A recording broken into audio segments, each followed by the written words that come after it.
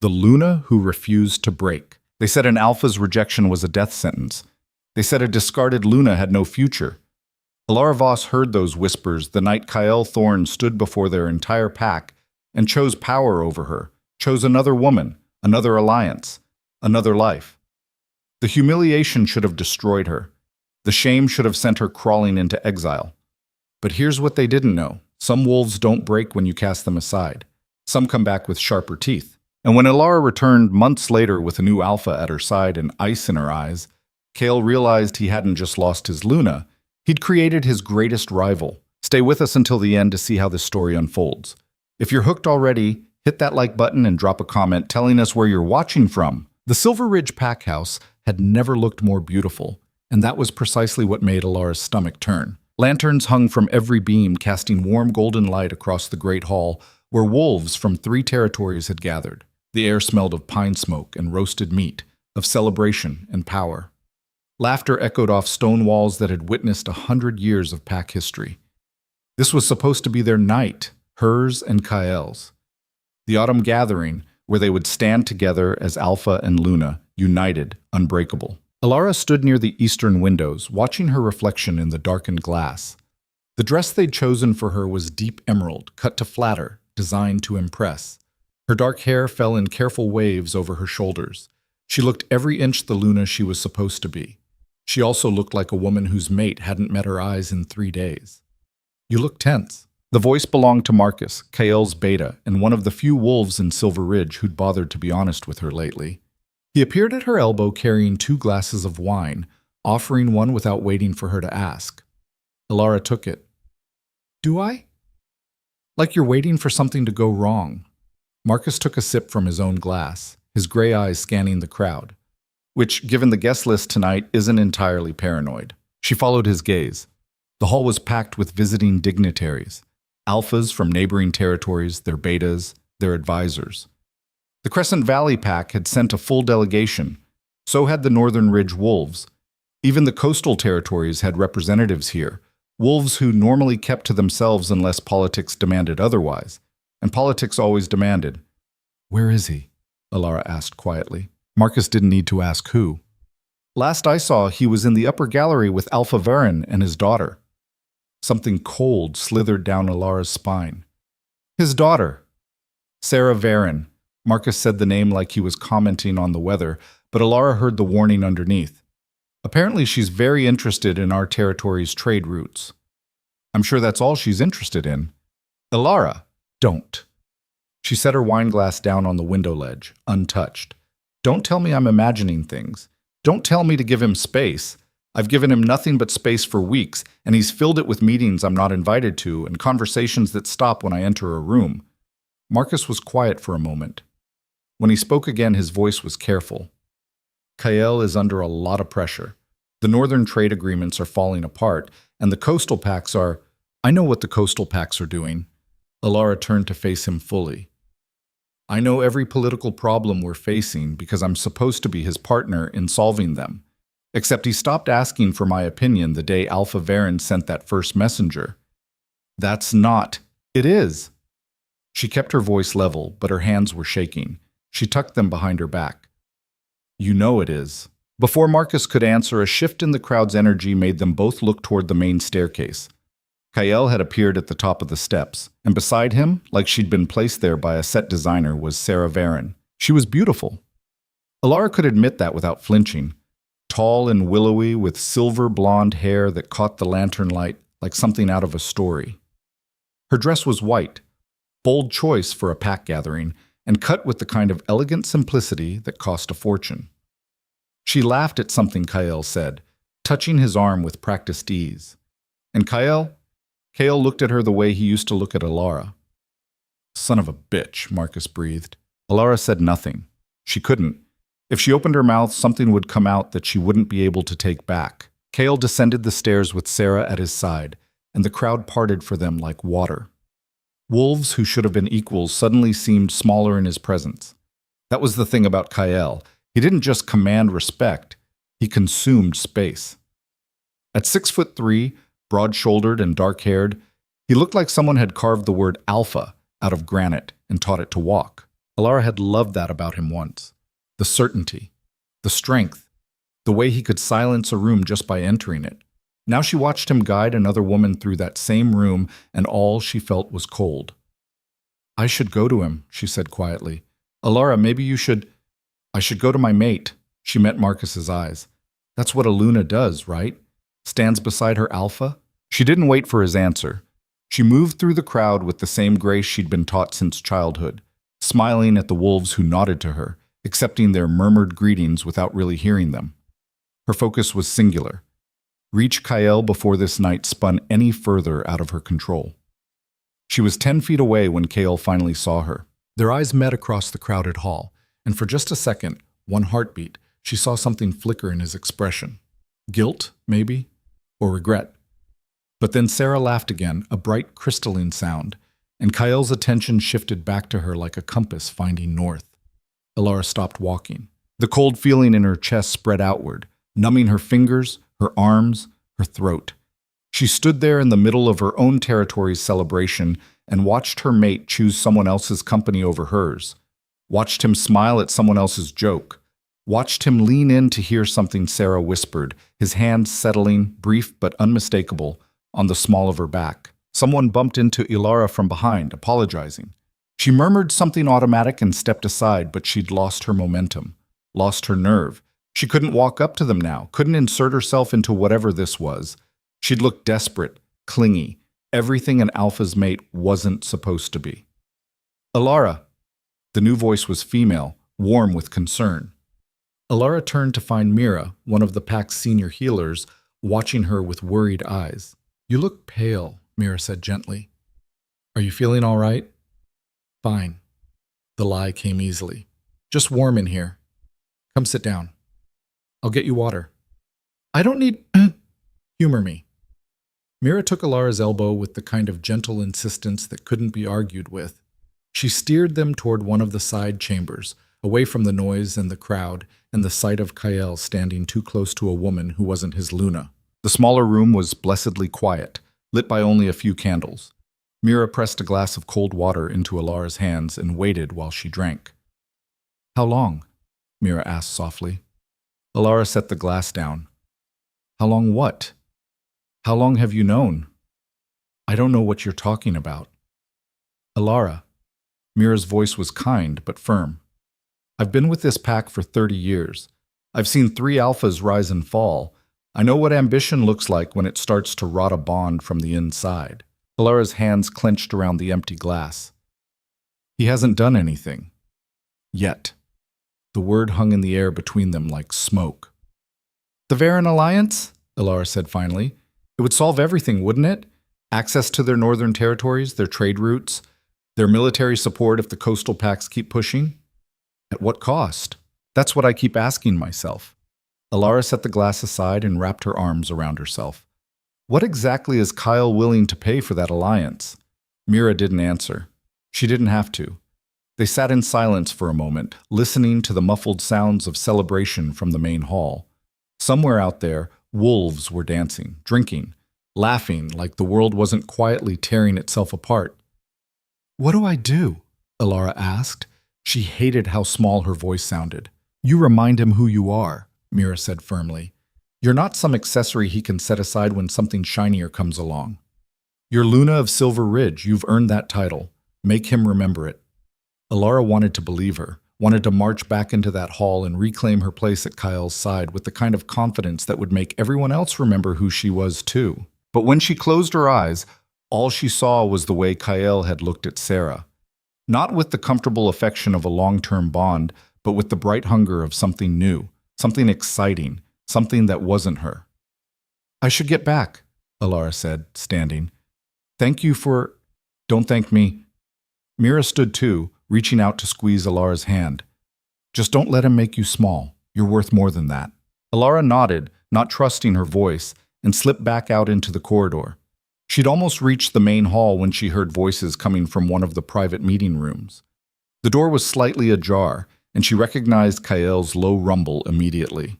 She should have kept walking, should have gone back to the party and played her role. Instead, she stopped. "Can't keep putting this off." That was Alpha Varen, his voice carrying the weight of decades of leadership. The northern pass will be locked with snow in 6 weeks. If we're going to formalize this alliance, we need to move now. I understand the timeline.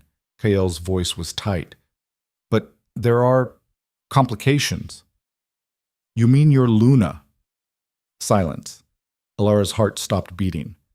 Alara is a good woman, Kael said carefully. She served Silver Ridge well. I'm not questioning her service. Varen's tone was practical, almost bored. I'm questioning whether she's the right partner for what comes next. The territories are changing, Kael. The old ways, single-pack leadership, isolated territories, they're dying. The future belongs to alliances, to unions that create power, not just maintain it. And you think I think my daughter brings connections you need. The Eastern Packs respect her family.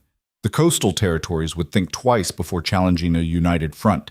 And she's young, adaptable. She understands modern pack politics in a way that, forgive me, Alara doesn't. That's not fair. Fair? Varen laughed, sharp and cold. When has leadership ever been about fair? You want to protect your territory, or you want to be fair? Because I promise you, the wolves coming up from the coast won't care about your feelings when they decide Silver Ridge looks vulnerable. More silence. Alara pressed her hand against the wall to steady herself. If I did this, Kael said slowly, if I agreed to a formal alliance through a union with Sarah, what happens to Alara? She steps aside gracefully. You provide for her, of course, a comfortable settlement, maybe a position as an advisor if she wants it. But the bond, Varen paused. The bond would have to be severed, publicly. You can't have two Lunas, and you can't afford the appearance of indecision. The pack would see it as betrayal. The pack will see it as strength, as a leader making hard choices for their future. Alara's well-liked, yes, but she's not irreplaceable. Sarah is an investment in Silver Ridge's survival. Alara didn't wait to hear Kael's response. She turned and walked away, her footsteps silent on the stone floor, her heart hammering so hard she thought it might crack through her ribs. She made it to the eastern terrace before the shaking started. The night air was cold, sharp enough to hurt, and she gulped it down like she'd been drowning. Her hands gripped the stone railing hard enough to hurt. An investment in survival, not irreplaceable, severed publicly. The words circled in her head like vultures. She'd known something was wrong, had felt it in the growing distance between her and Kael, in the way he'd stopped reaching for her in the night, stopped asking her opinion on pack matters, stopped looking at her like she was someone who mattered. But hearing it spoken out loud, hearing Varen lay out the terms of her disposal like she was a piece of furniture being replaced, that was different. That was real. Found you? Alara spun around. Kael stood in the terrace doorway, backlit by the warm glow from inside. He looked tired, she realized. The kind of tired that came from carrying weight you weren't sure you could bear. You left the party, he said. So did you. He stepped out onto the terrace, closing the door behind him. For a moment, they just looked at each other. Alara tried to remember when that had stopped being easy, when looking at her mate had started feeling like standing on the edge of something dangerous. Are you all right? Kael asked. Are you? Something flickered in his expression. That's not an answer. Neither is that. Alara loosened her grip on the railing. Her palms ached. Why are you here, Kael? You're my Luna. You disappeared from a major pack event. Where else would I be? I don't know. She heard the edge in her own voice and didn't try to soften it. The upper gallery, maybe? The private meeting rooms?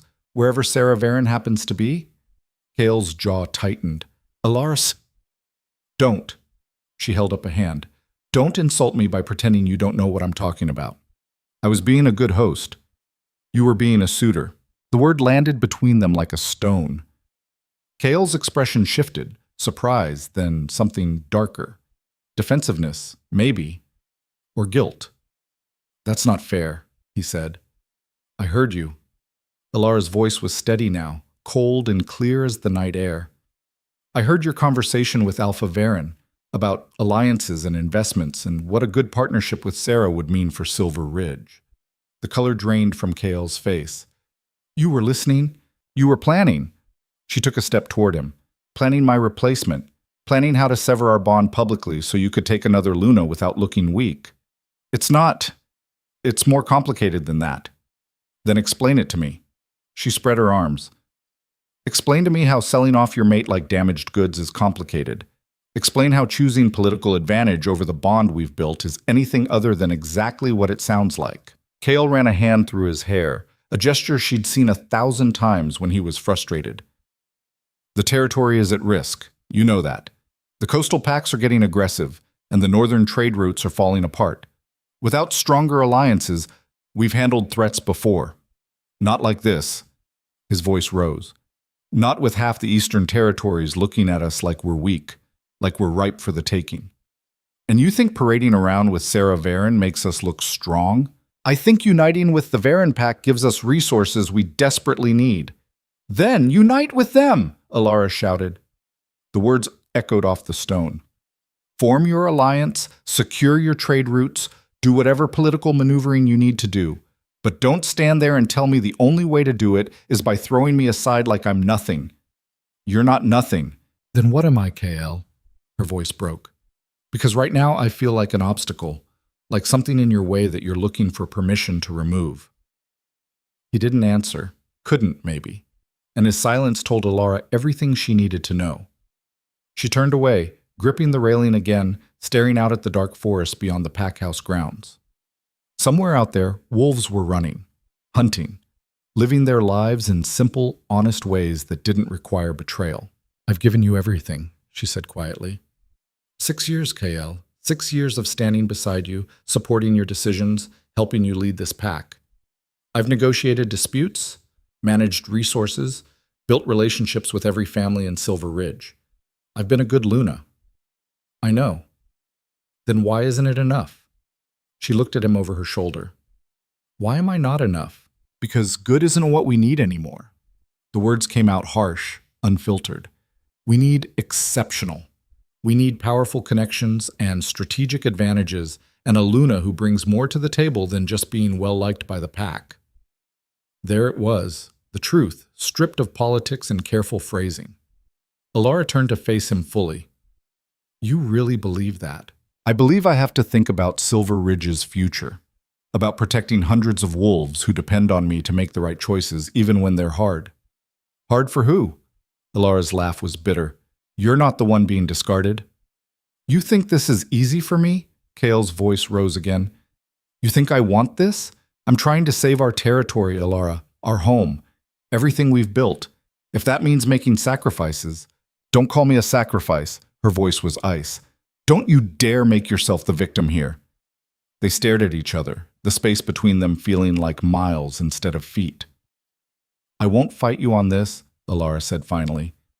If you've already decided, if you've already chosen Sarah and her father's alliance over our bond, I won't make a scene. I won't give the pack a reason to see me as bitter or vindictive. Something like relief crossed Kale's face. Alara, but understand this. She stepped closer, close enough to see her reflection in his eyes. When you sever this bond, when you stand in front of Silver Ridge and announce that I'm no longer your Luna, you don't get to pretend it was noble. You don't get to frame it as duty or necessity or anything other than exactly what it is. You choosing power over love. Remember that, Kael. When you're standing beside your new Luna, when you're reaping the benefits of your strategic alliance, remember that this was your choice. She walked past him, heading for the door. Where are you going? He called after her. To pack. Alara, you don't have to leave tonight. We can... She stopped in the doorway, not looking back. Yes, I do. Because if I stay, I'll say something I can't take back. Or worse, I'll try to change your mind, and we both know you've already made it up. She left him standing on the terrace alone. The pack house felt different as Alara climbed the stairs to her chambers. Smaller somehow. Less like home, and more like a place she was visiting. A place she'd already started to leave. Her rooms were in the eastern wing, connected to Kael's by a shared door that had been left open since the day they'd bonded. She closed it now, quietly, and turned the lock with fingers that had finally stopped shaking. The space looked the same as always. Her clothes in the closet, her books on the shelves, her favorite chair positioned by the window where she liked to read in the mornings. 6 years of life accumulated in these rooms. 6 years of being Luna. All of it suddenly meaningless. Alara pulled a travel bag from the closet and started packing. Not everything. She couldn't take everything. Just the essentials. Clothes. A few personal items. The silver bracelet her mother had given her before she died. She was folding a sweater when the knock came. "It's me," Marcus called through the door. "Can I come in?" She almost said no. Almost told him she needed to be alone. But Marcus had been honest with her when no one else would, and she owed him at least a goodbye. She opened the door. Marcus took one look at the half-packed bag and sighed. So it's happening. It was always going to happen. Alara went back to her packing. "I just didn't want to see it. There's still time. You could fight this. The pack will follow their alpha." She folded another sweater, careful and precise. "They always do. And Kael's right about one thing. He can offer them more with the Varen Alliance than he can with me." "That's not true, isn't it?" She looked at Marcus. "What do I bring to Silver Ridge that Sarah Varen can't bring better? I have no political connections outside this territory, no special skills or resources. I'm just me. And right now, that's not enough. You're Luna. I was Luna." The correction hurt to say. Past tense. As of tomorrow night's gathering, when Kael makes his announcement, I'll just be Alara Voss again. No title, no territory, no place here. Marcus sat down heavily in her reading chair. "Where will you go?" "I don't know yet." She hadn't let herself think that far ahead. "Away. Somewhere I can figure out who I am when I'm not defined by being someone's mate." "The Wild Lands?" She paused, one hand on a folded shirt. The Wild Lands. The territories beyond pack borders, where lone wolves and rogues and outcasts went when they had nowhere else to be. Dangerous. Unpredictable. Free. "Maybe," she said. "Alara, that's crazy." "Reckless?" She met his eyes. "What choice do I have, Marcus?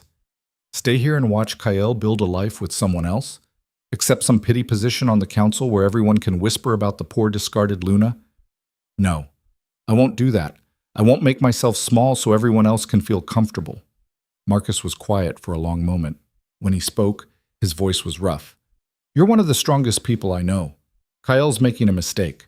"Maybe," Alara resumed packing. "But it's his mistake to make." They sat in silence while she finished. The bag wasn't very full. She was traveling light, taking only what she could carry easily. When she was done, she set it by the door and turned to face Marcus one last time. "Take care of them," she said. "The pack. I know Sarah will bring connections and resources, but they'll need someone who remembers they're more than just political assets. Be that person, Marcus." "I will." He stood, crossing to her. For a moment she thought he might hug her. Instead, he just gripped her shoulder firmly. "Be safe out there." "I'll try." After he left, Alara stood alone in her chambers, her former chambers, and let herself feel everything she'd been holding back. The anger, the grief, the sharp, bitter taste of betrayal. Then she locked it all away somewhere deep and unreachable. She had one more night in Silver Ridge, one more night as Luna, even if only in name. Tomorrow she would leave this place and never look back. But tonight she would attend the final gathering, would stand in that hall one last time and let everyone see exactly what Kael was throwing away. She changed into a different dress, not the emerald one they'd chosen for her. That felt like a costume now, something designed to make her into who they wanted her to be. Instead, she chose deep red, bold, unapologetic, the color of blood and fire and things that refused to die quietly. When she descended the stairs an hour later, the party was still going strong. The main hall buzzed with conversation and laughter, wolves from different packs mingling with the easy comfort of those who knew they were safe here. Allies, at least for tonight. Alara moved through the crowd like a ghost. A few wolves nodded to her, raised their glasses in greeting.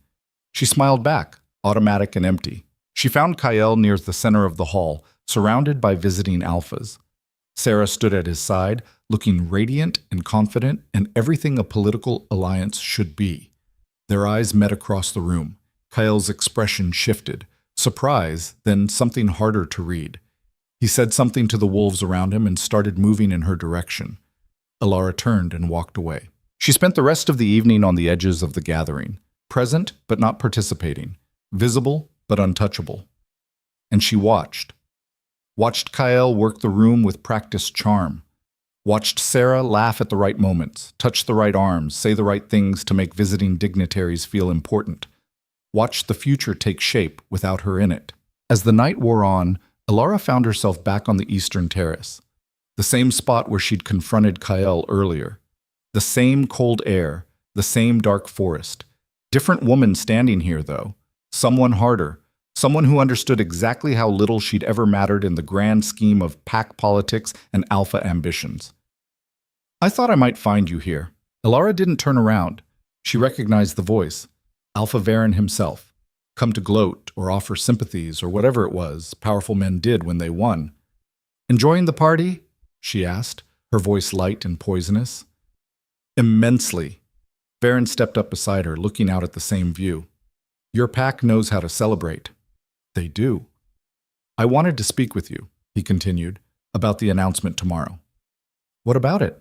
Kael plans to handle it with dignity, to honor your service to Silver Ridge while making clear that the territory's needs have evolved. How generous, Varen chuckled. You have every right to be angry. Do I? Alara finally looked at him. Or is that another thing being decided for me? The older Alpha studied her with eyes that had seen decades of pack politics. You're not what I expected. And what did you expect? Tears, maybe. Pleading. Some last desperate attempt to change his mind. Sorry to disappoint. You didn't. Varen's smile was thin. In fact, you've impressed me. Not many wolves would handle this with such composure. What choice do I have? Alara turned back to the forest. Fight it and be seen as bitter and difficult?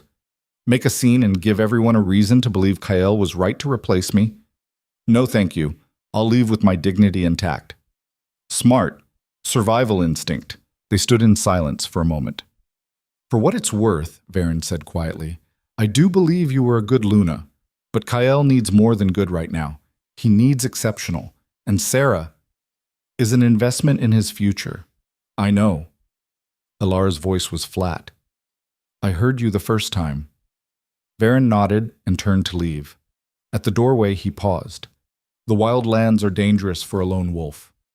Alara smiled, sharp and cold. Good thing I'm dangerous too. After he left, she stood alone on the terrace for a long time. The party continued inside, muffled and distant.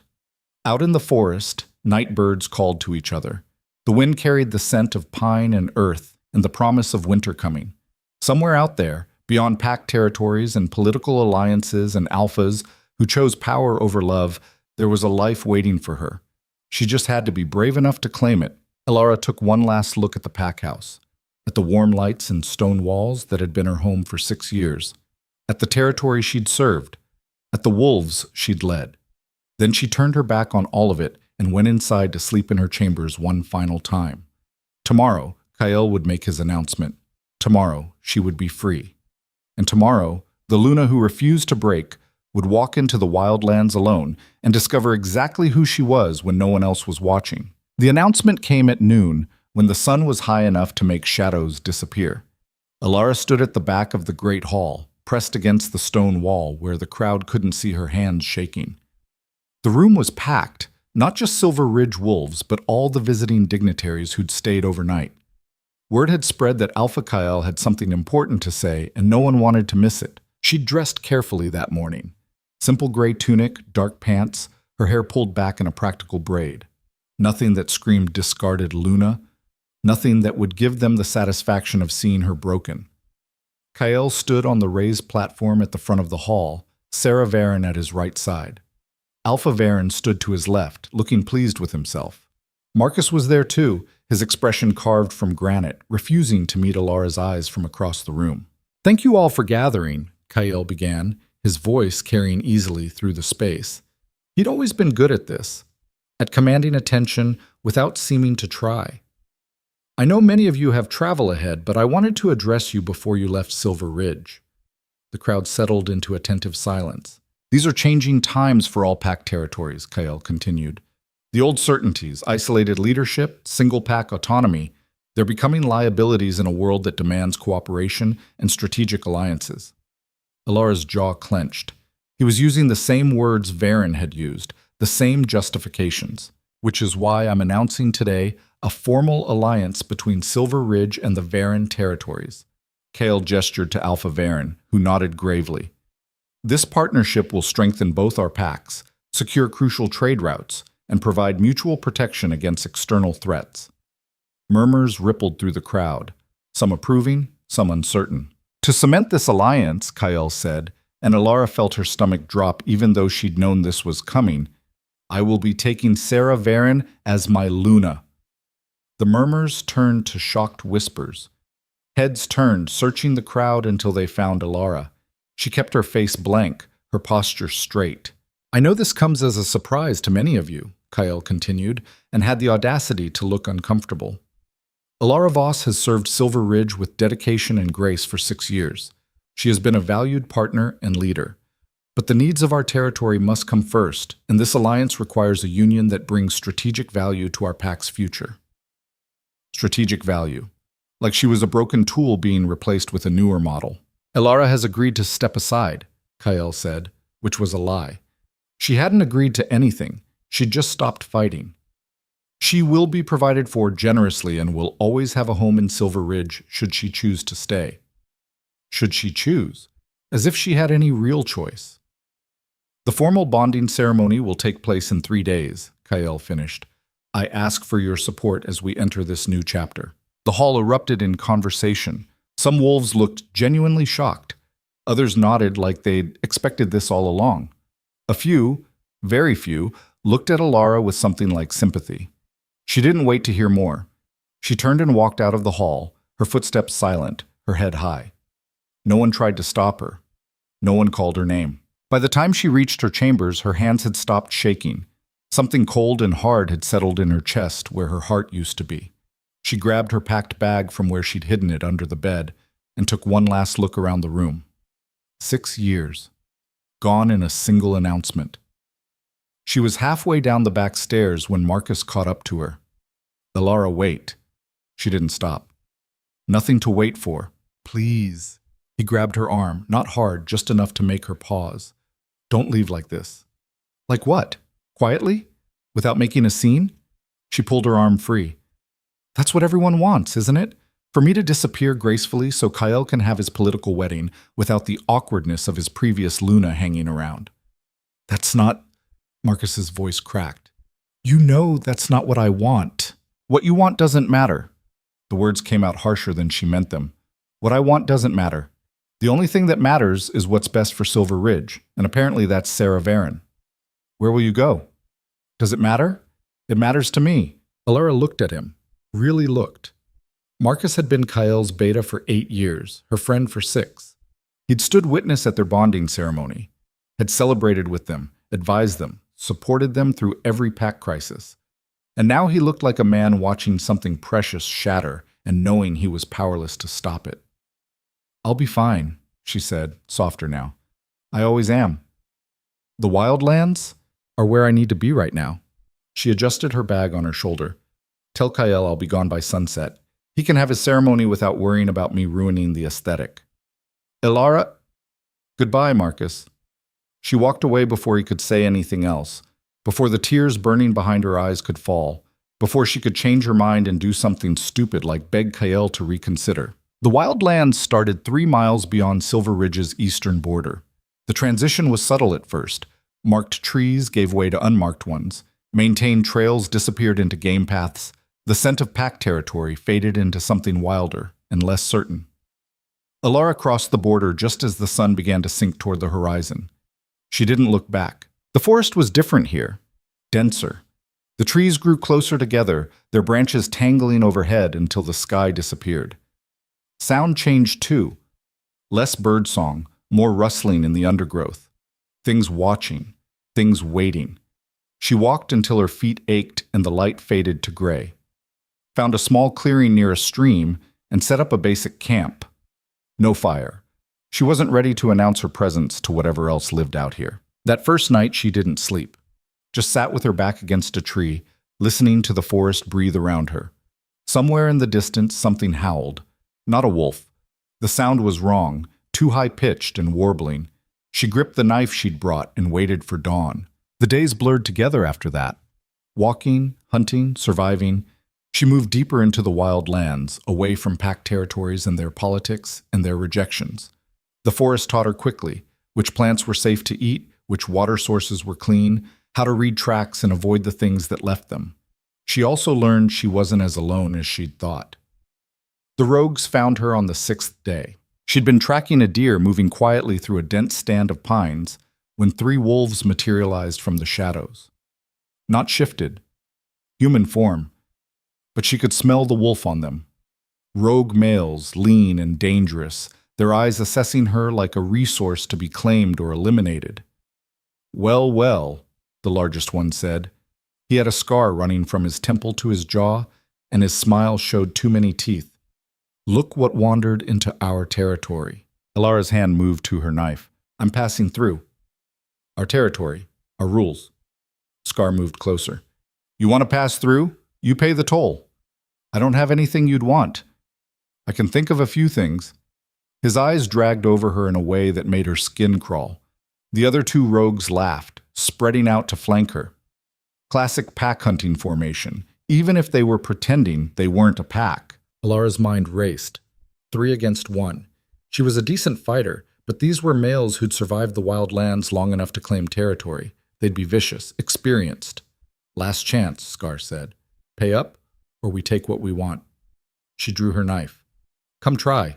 They attacked as a unit. Scar from the front, the other 2 from her flanks. Alara twisted, slashing at the closest one, feeling her blade connect with his arm. He yelped and fell back, but Scar was already on her, grabbing her wrist and twisting until the knife fell from her grip. She headbutted him, hard, heard the crack of his nose breaking.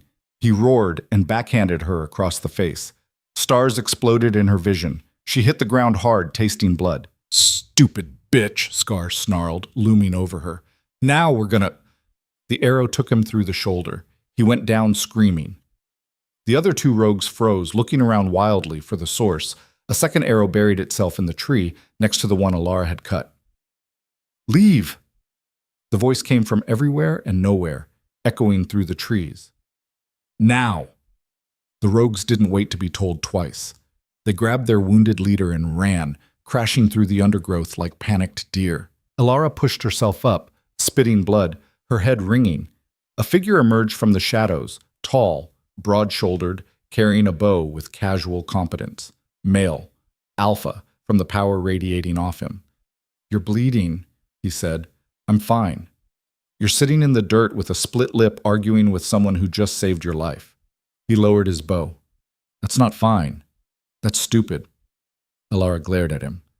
"I didn't ask for your help." "Lucky for you, I gave it anyway." He walked closer, and she got her first good look at him, maybe 30, with dark hair pulled back and a short tail, gray eyes that looked like they'd seen too much, and a face that might have been handsome if it wasn't so hard. "What's a lone wolf doing this deep in rogue territory?" "Passing through." "To where?" "None of your business." He laughed, sharp and humorless. "You always this friendly to people who keep you from getting assaulted? You always interrogate people you rescue?" They stared at each other. Alara could feel her heart pounding, adrenaline still singing through her veins. This stranger was dangerous. She could sense it in every line of his body, in the way he held himself like violence was always an option. "My camp's a mile east," he said finally. "You can clean that lip and sleep somewhere those rogues won't come back for you." "I can take care of myself." "Yeah, I saw that." He turned to leave. "Offer stands for the next 30 seconds. After that, you're on your own." Alara looked at her knife lying in the dirt, at the blood on her hands, at the forest around her, full of things that wanted to hurt her. "What's your name?" she called after him. He paused, glancing back. Riker Dane." I know who you are." His gray eyes pinned her in place. "Alara Voss, former Luna of Silver Ridge. Word travels fast in the wildlands." Her stomach dropped. "How?" "Like I said, word travels." Riker started walking again. "You coming or not?" She picked up her knife, grabbed her bag, and followed. Riker's camp was more permanent than she'd expected. A sturdy shelter built against a rock face, a proper fire pit, supplies organized with military precision. He moved through it with the ease of someone who'd been here a while. "Sit," he said, pointing to a log near the fire. "I'll get water." Alara sat, her body starting to register all the places she'd be bruised tomorrow. Riker returned with a clean cloth and a canteen. He handed them to her without comment. "Thank you," she said quietly. "Don't mention it." He started building a fire, his movements efficient. "Those rogues won't come back tonight, but they'll remember you. You should move on at first light." "Where to?" "Anywhere that isn't their hunting grounds." He struck flint, coaxing sparks into kindling. Though honestly, most of the wild lands are claimed by someone. Rogues, outcasts, exiles, all of them territorial, all of them looking for easy targets. Like lone females? Like anyone traveling alone without pack protection. The fire caught, flames licking at the wood. "What are you doing out here anyway? Silver Ridge isn't far. You could have stayed, found a place in the pack structure." "Could have. Didn't want to." Riker looked at her across the fire, his expression unreadable. Because K.L. Thorne chose a political alliance over his Luna? Heat flooded Alara's face. "You heard about that. Everyone heard about that. The Alpha of Silver Ridge publicly rejecting his bonded mate for a Varen daughter? That's the kind of story wolves tell around fires for years." He fed more wood to the flames. "Humiliating. Yes, thank you for the reminder. I wasn't trying to..." Riker stopped, shook his head. "Sorry, that came out wrong." They sat in silence for a moment, the fire crackling between them. "For what it's worth," Riker said quietly, "K.L. Thorne's an idiot." Alara laughed, bitter and sharp. "Most people think he's brilliant, a strong leader making hard choices for his pack. Most people are idiots too." Riker met her eyes. "I've seen a lot of alphas in my time, the ones who treat their mates like bargaining chips. They always think they're being strategic. Usually they're just being cowards." "You speak from experience?" "I speak from observation." He leaned back against a tree. "I've been in the wild lands for 3 years. You see a lot out here. Exiled alphas who lost challenges, betas who couldn't stomach their leaders' decisions, mates who were cast aside for younger, prettier, more politically convenient options." His eyes found hers again. "You're not the first, Alara. You won't be the last." The words should have been comforting. They just made her feel worse. "So what?" she said. "I just accept that I'm a statistic? Another discarded Luna who couldn't hold her alpha's interest?" "No." Riker's voice was hard. "You accept that Kael made a choice, and now you get to make yours.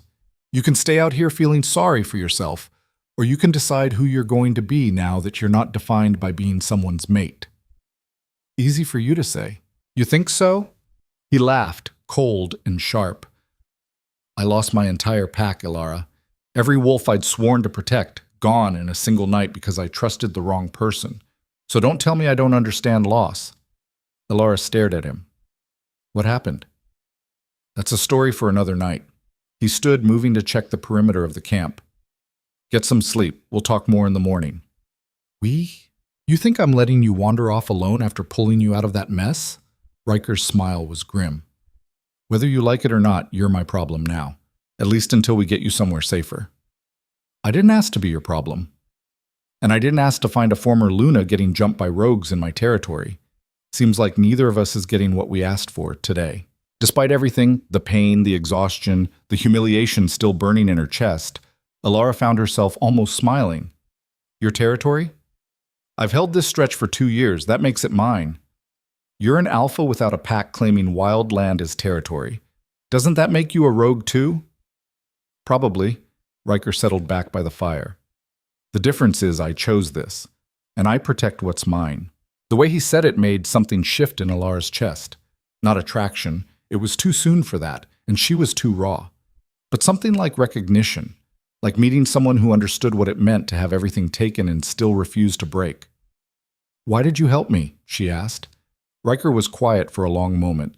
The fire cast shadows across his face, making him look older. "Harder. Because I know what it's like," he said finally, "to be thrown away by people who were supposed to protect you. And because..." He paused. "Because someone helped me once, when I had nothing and nowhere to go. I figured I'd pass it forward." "Who helped you?" "Someone who's dead now." His voice was flat. "Like I said, story for another night." They didn't talk much after that. Riker showed her where she could sleep, a sheltered spot near the fire, protected by the rock face. She lay down with her bag as a pillow and tried not to think about how different this was from her chambers in Silver Ridge. Sleep came in fits and starts, interrupted by unfamiliar sounds and the ache of bruises forming. Every time she closed her eyes, she saw Kyle standing on that platform, Sarah at his side, announcing her replacement like it was just another piece of pack business. When dawn came gray and cold, she found Riker already awake, cooking something over the fire. "Hungry?" he asked. "Starving." They ate in silence. Some kind of bird he'd caught, seasoned with wild herbs. It wasn't fancy, but it was the best thing Alara had tasted in days. "So," Riker said, wiping his hands on his pants, "what's your plan?" "Keep moving. Find somewhere I can—" She trailed off. "I don't know. Exist without everyone knowing I'm the Luna who got discarded. The wild lands go on for hundreds of miles. Plenty of places to disappear. You make it sound easy. It's not." Riker's expression was serious. "Out here, you're either predator or prey. And lone wolves, especially ones who aren't used to this life, they don't last long. Then what am I supposed to do? Learn to be a predator." He stood, offering her a hand up. "Lucky for you, I'm a decent teacher." Alara looked at his outstretched hand, at this stranger who'd saved her life and was now offering to help her survive in a world she didn't understand. "Why?" she asked. "What's in it for you?" Riker's smile was sharp. "Maybe I'm just a good person." "No one out here is a good person." "You're probably right." He kept his hand extended. "But I've got my reasons. You want my help or not?" Alara took his hand, let him pull her to her feet. "Good," Riker said. "First lesson, trust your instincts. If something feels wrong, it probably is. My instincts told me to stay in Silver Ridge and try to fix things with Kyle. I said trust them, not always follow them." He started breaking down the camp with practiced efficiency. "There's a difference between instinct and fear. Learn to tell which is which, and you'll survive." Over the next weeks, Riker proved to be exactly what he'd promised, a harsh but effective teacher. He showed her how to track prey through terrain that changed daily, how to fight dirty, because in the wildlands, honor was a luxury that got you killed, how to read the forest, interpreting scents and sounds that she'd spent 6 years in pack territory learning to ignore. He also taught her about the wildlands themselves, the territories carved out by various rogue groups, the neutral zones where deals were made and blood feuds put on hold, the places no one went because the things living there didn't discriminate between pack wolf and rogue. "The wildlands have their own rules," Riker explained one evening as they made camp. "No alpha councils, no formal challenges, just strength and intelligence and the will to survive." Sounds brutal. It is. He tested the tension on a snare trap. But it's honest. No one pretends to care about you while planning to replace you. Out here, if someone wants you dead, they say it to your face. Is that supposed to be comforting? It's supposed to be true. As the days passed, Alara found herself changing. Her hands grew calloused, her reflexes sharpened. She learned to sleep light, to wake at the smallest sound, to move through the forest like she was part of it instead of an intruder. She also learned about Riker. Not all at once. He parceled out his history in small pieces, like admitting to weakness. But gradually the story emerged.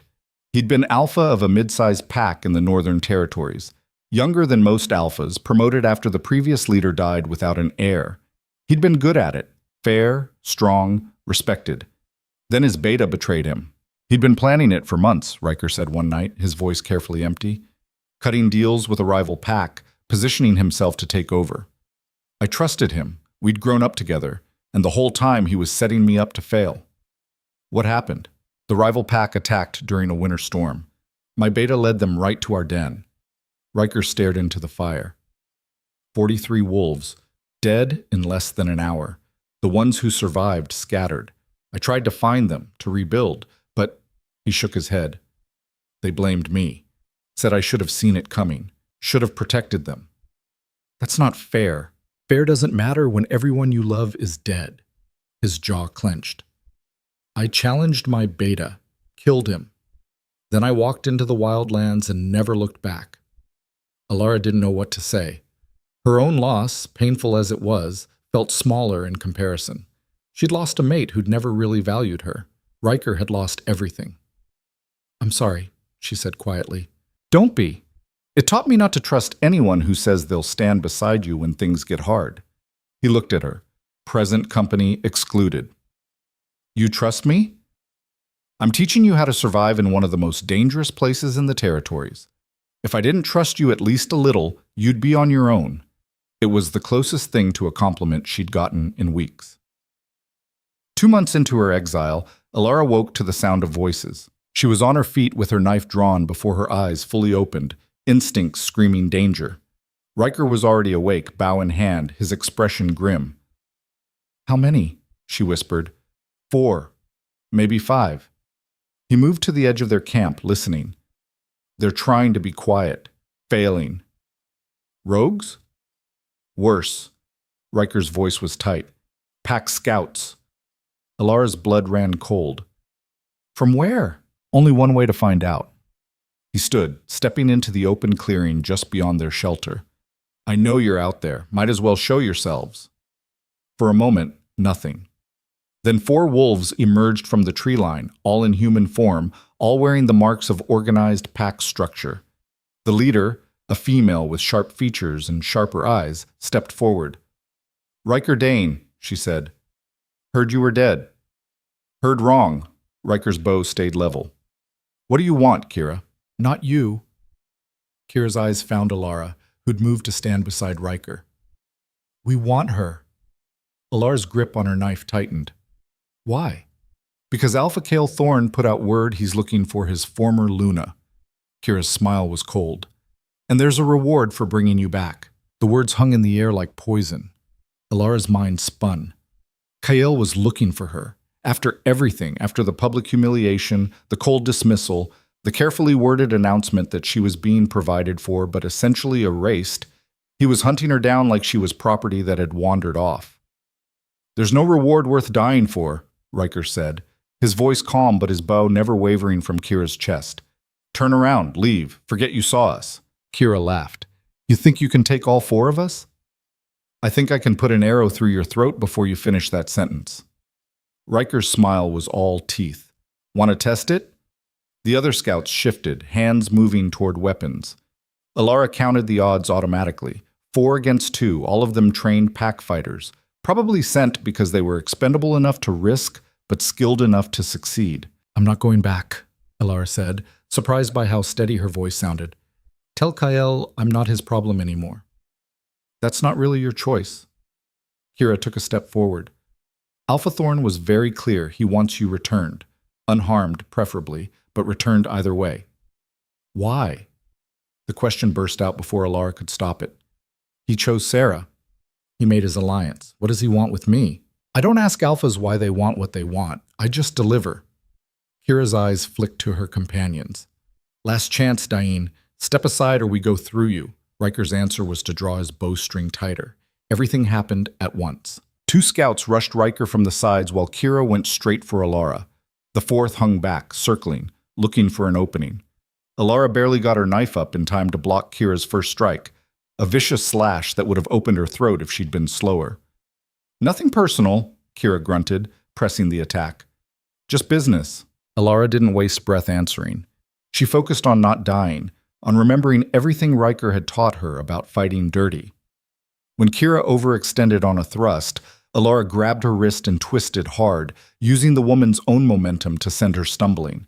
She followed with a kick to Kira's knee that connected with a satisfying crack. Kira went down cursing. Behind her, Alara heard the thrum of Riker's bow, a scream, the sound of bodies hitting the ground. She didn't look, couldn't afford to. The 4th scout was moving in, a massive male with arms like tree trunks and a blade that looked like it could split her in half.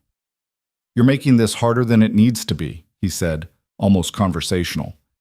Alpha just wants to talk to you. He had 6 years to talk to me. Alara circled, keeping her knife between them. He chose to talk to Sarah Varen instead. Politics. The scout shrugged. Doesn't mean he didn't care about you. Funny way of showing it. He lunged. Alara dodged left but wasn't quite fast enough. His blade caught her arm, opening a line of fire from shoulder to elbow.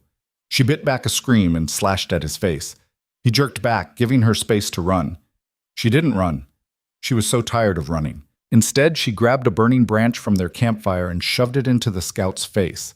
He howled, stumbling backward, and Alara used the moment to sweep his legs. He hit the ground hard. She kicked his blade away and pressed her knife to his throat. "Tell Kyle," she said, breathing hard, "that if he wants to talk to me, he can come find me himself. And when he does, I'll tell him exactly what I think of his politics." She pulled back, letting the scout scramble away. He grabbed his companion, Kira, limping badly, and they disappeared into the forest. The other two scouts weren't going anywhere. Riker's arrows had found their marks. "You let them go," Riker said. "It wasn't a question. I'm not a killer. You might need to become one." He moved to check the bodies, retrieving his arrows with practiced efficiency. "They'll report back to Kyle. He'll know exactly where you are." "Good." Alara pressed her hand to her bleeding arm, trying to slow the flow. "Let him come. I'm done hiding." Riker looked at her for a long moment. "You're bleeding." "I noticed." "Sit down. I'll stitch it." The wound wasn't as bad as it felt, but it was deep enough to need closing. Riker worked quickly, his hands surprisingly gentle despite the circumstances. Alara watched the forest while he worked, half expecting another attack. "This changes things," Riker said quietly, tying off the last stitch. "Kael sending scouts this deep into wild lands. That's not just about wanting to talk. That's about control. He doesn't control me anymore." "He thinks he does. That's worse." Riker sat back, studying her. "What did you do to make him this determined?" "Nothing. I left, disappeared. Exactly what he wanted." "Clearly not." Riker started gathering their supplies. "We need to move. Those scouts will bring reinforcements, and I'd rather not be here when they arrive." They broke camp in minutes, leaving nothing behind but dead scouts and questions. Riker led them deeper into the wild lands, moving with purpose now, instead of the meandering pace they'd kept before. "Where are we going?" Alara asked after an hour of hard traveling. "Somewhere Kael's wolves won't follow." "Where's that?" Riker glanced back at her, his expression grim. "The Deadlands." Alara had heard of the Deadlands. Every wolf had. They were the stories mothers told to keep children from wandering too far from pack territory, a stretch of wilderness so hostile that even rogues avoided it. The land itself was wrong there, corrupted by something that had happened decades ago. Pack lore said an alpha had tried to expand his territory by force, using dark rituals to bind the land itself to his will. It had backfired spectacularly, killing his entire pack and leaving the earth poisoned. "That's suicide," Alara said. "That's survival. The Deadlands are neutral ground. No pack claims them, no rogues hunt there. It's the one place Kael won't send his wolves. Because anyone who goes in doesn't come out." "Not true." Riker's smile was sharp. "I've been in and out 3 times. You just need to know the safe paths." "And you know them?" "I do now. Learned the hard way." He pushed through a dense thicket, holding branches back for her. "You trust me?" Did she? This stranger who'd saved her life, taught her to survive, and was now leading her toward the most dangerous place in the territories. She barely knew him, had no reason to believe he wouldn't abandon her the first time things got truly difficult, but he'd stood beside her against Kira's scouts, had stitched her wound with hands that knew how to be gentle, had looked at her like she was a person instead of a political inconvenience. "Yes," Alara said. "I trust you." Something shifted in Riker's expression, surprise maybe, or something softer. "Then stay close and do exactly what I say. The Deadlands don't forgive mistakes." They reached the border of the Deadlands at dusk. Alara felt it before she saw it, a wrongness in the air, like the forest was holding its breath. The trees changed first, their bark turning gray and lifeless, their branches twisted into shapes that hurt to look at. The ground became sparse, the rich soil giving way to ashen earth that crunched under their feet. "Don't eat anything that grows here," Riker said. "Don't drink from any standing water, and if you hear voices calling your name, ignore them." Voices? The land remembers the wolves who died here. Sometimes it tries to add to the collection. He pulled out a small pouch and sprinkled something across the ground, salt mixed with herbs. "This marks a safe path. Stay on it. Step off, and you're on your own." They walked single file, Riker in front, following a trail only he could see. The deeper they went, the worse it got. The air tasted like metal. Strange sounds echoed from the dead trees. Not animal, not wind, just wrong. twice, Alara saw movement in her peripheral vision, but when she turned to look, nothing was there. "How much further?" she asked, hating how thin her voice sounded. 2 miles to the heart. There's a shelter there, ruins of the old Pack's den. It's the safest place in the Deadlands. Safe is relative, right? Very. Night fell like a curtain, sudden and absolute. Riker lit a torch, the flames burning an unnatural blue-green. It cast barely enough light to see the path ahead. That's when Alara heard it. "Alara!" Her name whispered from the darkness. Familiar voice. Her mother's voice. "Alara, sweetheart." She stopped walking. "Don't listen," Riker said sharply. "It's not real." But it sounded real. Sounded exactly like her mother, who died when Alara was 12, whose face she could barely remember but whose voice had never quite faded. "Alara, I'm here. Come find me." "It's not her." Riker grabbed her arm. "The Deadlands feed on grief, on loss. They'll use anything to pull you off the path." "But what if it's not her?" His grip tightened. "Look at me. Alara, look at me." She did. Riker's gray eyes were steady, certain. "Whatever you hear," he said, "whatever you see, it's not real. The only real thing is this path, and the fact that we keep walking. Understand?" She nodded, not trusting her voice. They kept moving. Her mother's voice called again, pleading now, begging Alara to come to her. Other voices joined in. Her father, who'd remarried and never looked back after his first mate died.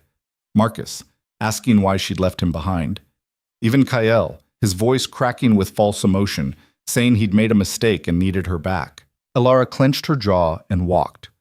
One foot in front of the other, eyes on Riker's back, refusing to look at the shapes moving in the darkness, refusing to listen to the voices that knew exactly how to hurt her.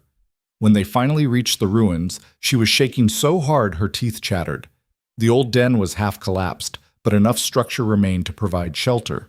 Riker set up a perimeter with more of his salt mixture, creating a protective circle around their camp. "We're safe here," he said. "The voices can't cross the barrier." "How do you know?" "Because I've tested it." He started a fire, normal colored this time, and began heating water.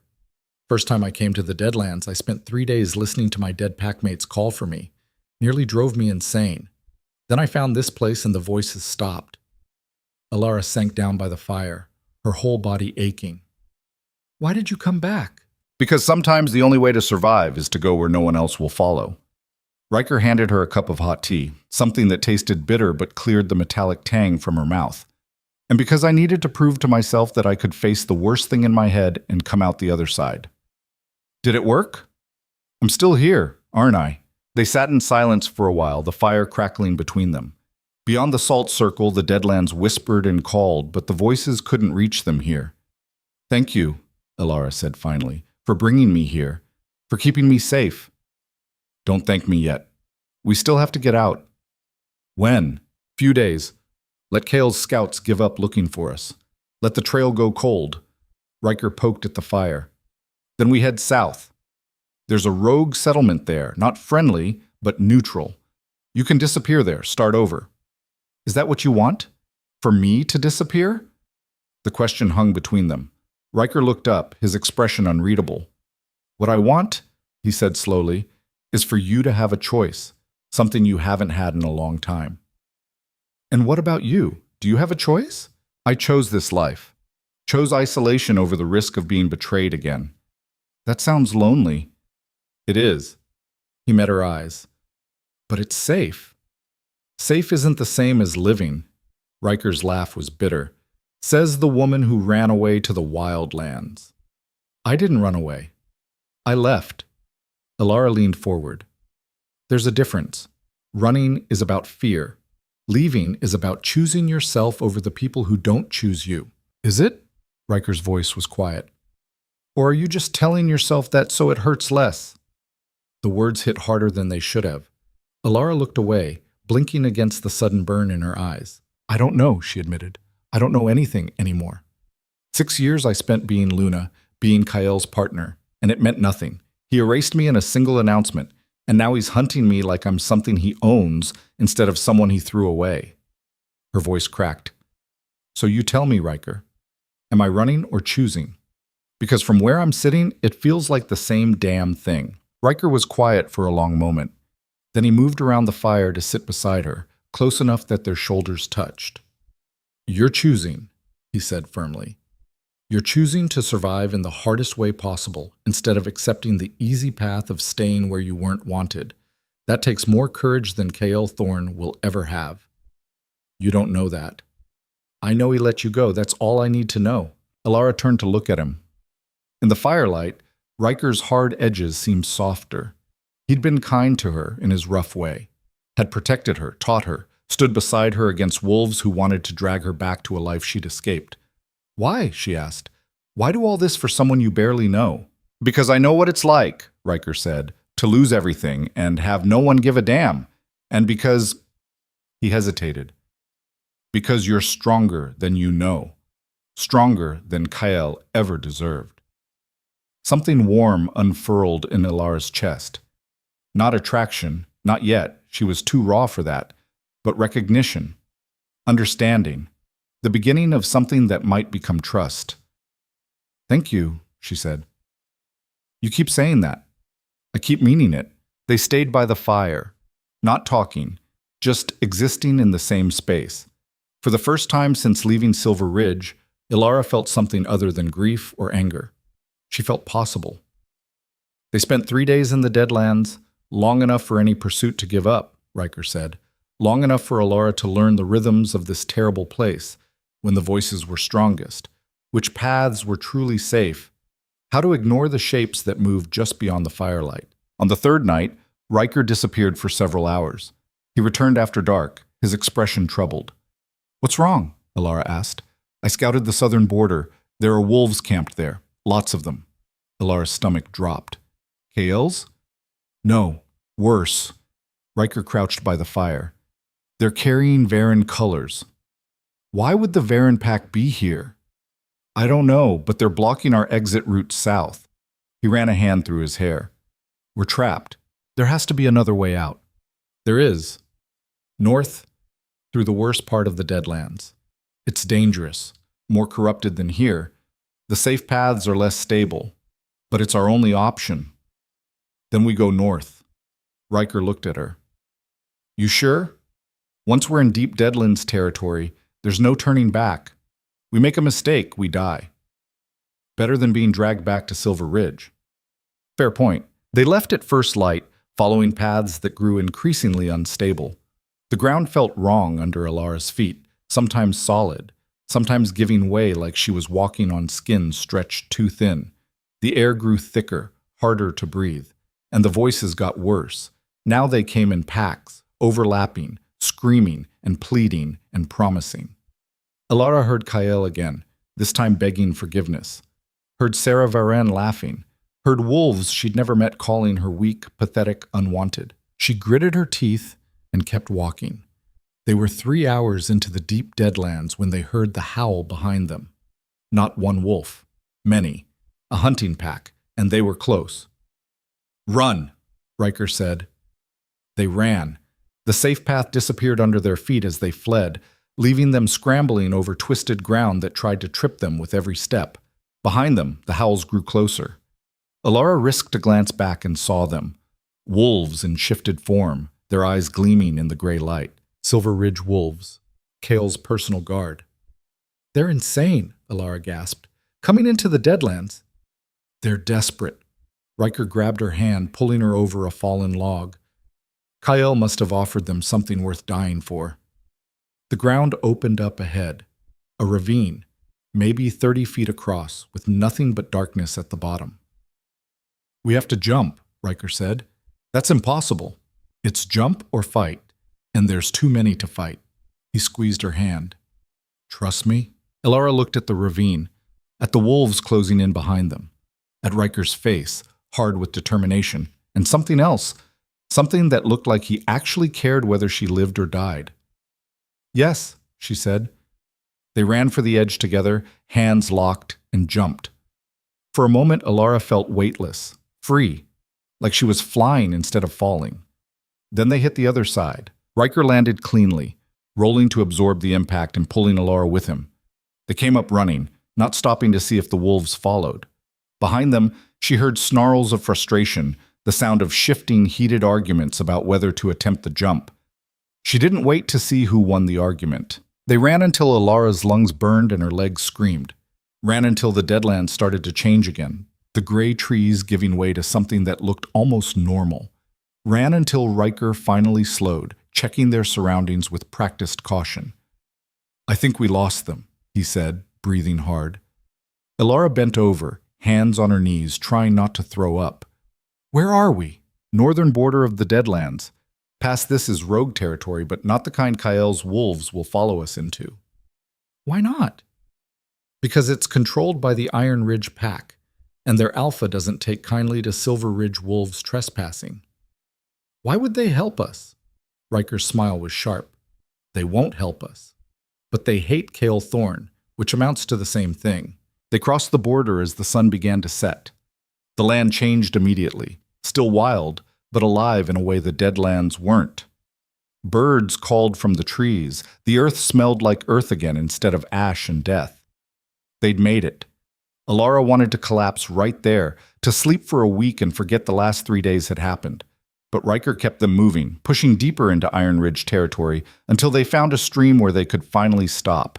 Alara dropped her bag and sank to her knees, splashing water on her face. It was cold and clean, and the best thing she'd ever felt. "We made it," she said, half laughing, half crying. "We actually made it." "Don't celebrate yet." Riker was scanning the tree line. "We're in Iron Ridge territory without permission. That's its own kind of dangerous." As if summoned by his words, wolves emerged from the forest. 10 of them, all in human form, all armed. They moved with the coordinated precision of trained pack fighters. And at their center was an alpha. He was tall as Riker, with silver-streaked dark hair and eyes like chips of amber. Power rolled off him in waves, the kind of raw dominance that made Alara's wolf instinct scream to submit. "Riker Dane," the alpha said, his voice carrying effortless authority.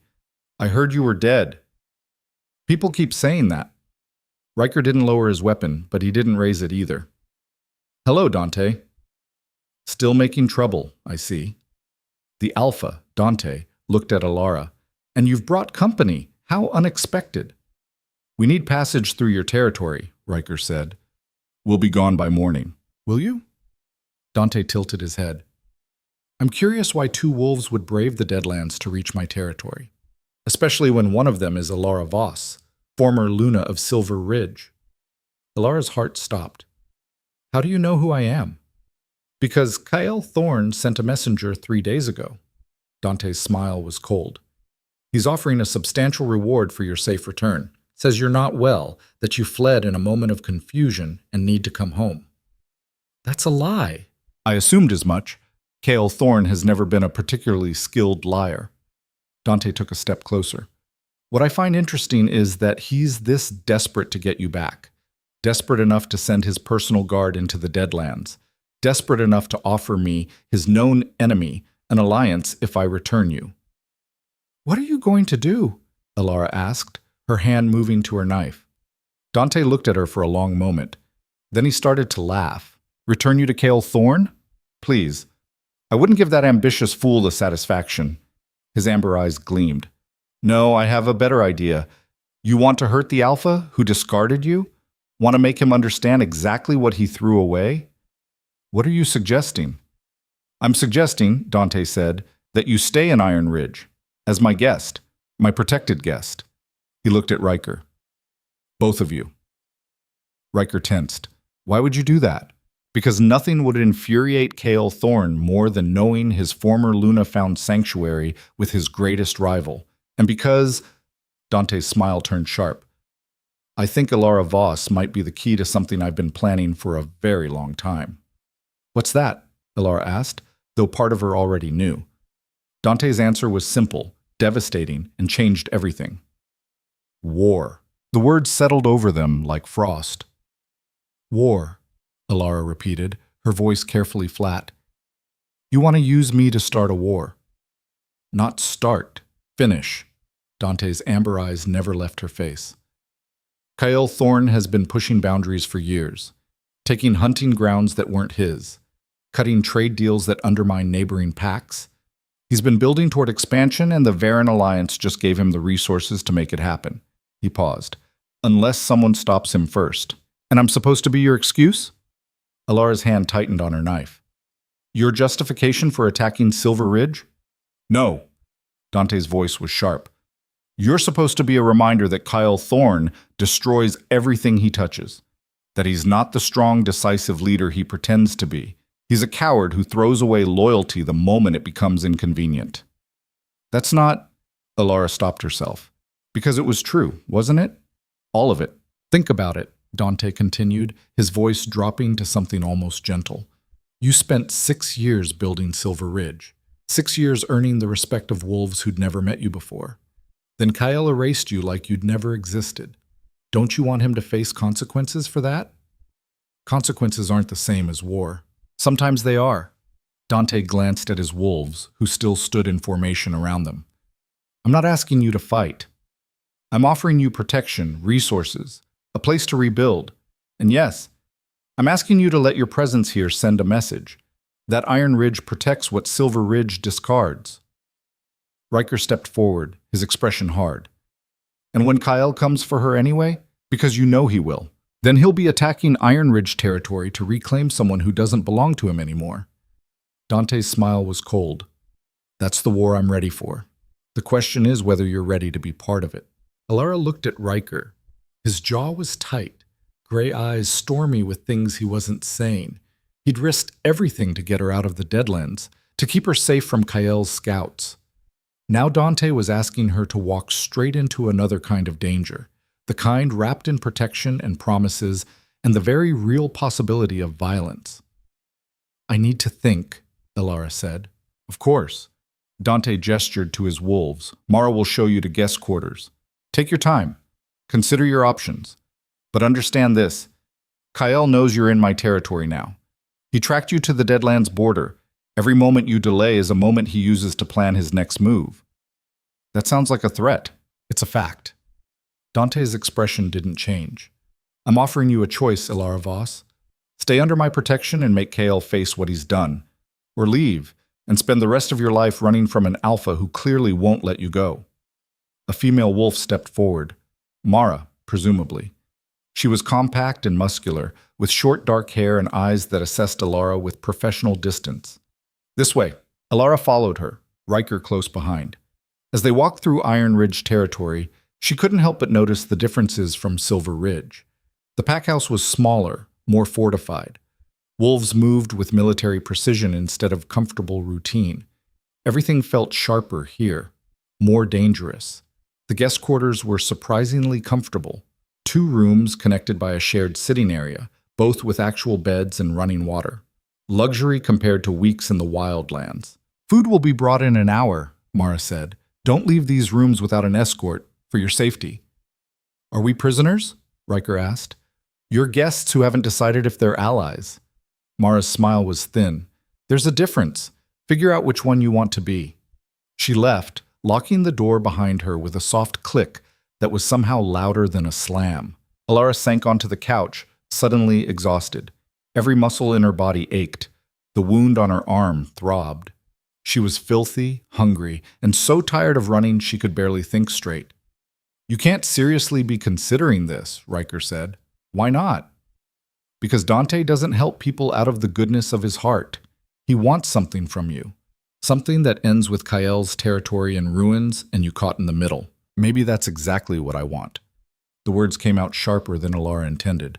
Maybe I'm tired of being the reasonable one, the one who leaves quietly so everyone else can be comfortable. Riker sat down across from her. This isn't about being reasonable. It's about survival. You start a war between 2 alphas, you don't get to control how it ends. I'm not starting anything. Kale started this when he chose Sarah over me, when he sent scouts into the wildlands to drag me back like property. When he... Her voice broke. When he made me feel like I was nothing. You're not nothing. Then why does it feel like I am? Alara pressed her hands to her face. 6 years, Riker. 6 years of being Luna, of serving that pack, of standing beside an alpha who was supposed to stand beside me, and none of it mattered. He replaced me in 3 days. Riker was quiet for a moment. When he spoke, his voice was rough. You want to know what I think? Do I have a choice? I think Kyle made the biggest mistake of his life, and he knows it. I think that's why he's hunting you. Not because he wants you back, but because you're proof that he failed. That his precious political alliance cost him something real. Riker leaned forward. But I also think Dante is using that. Using you. And the second you're not useful anymore, he'll throw you away just like Kyle did.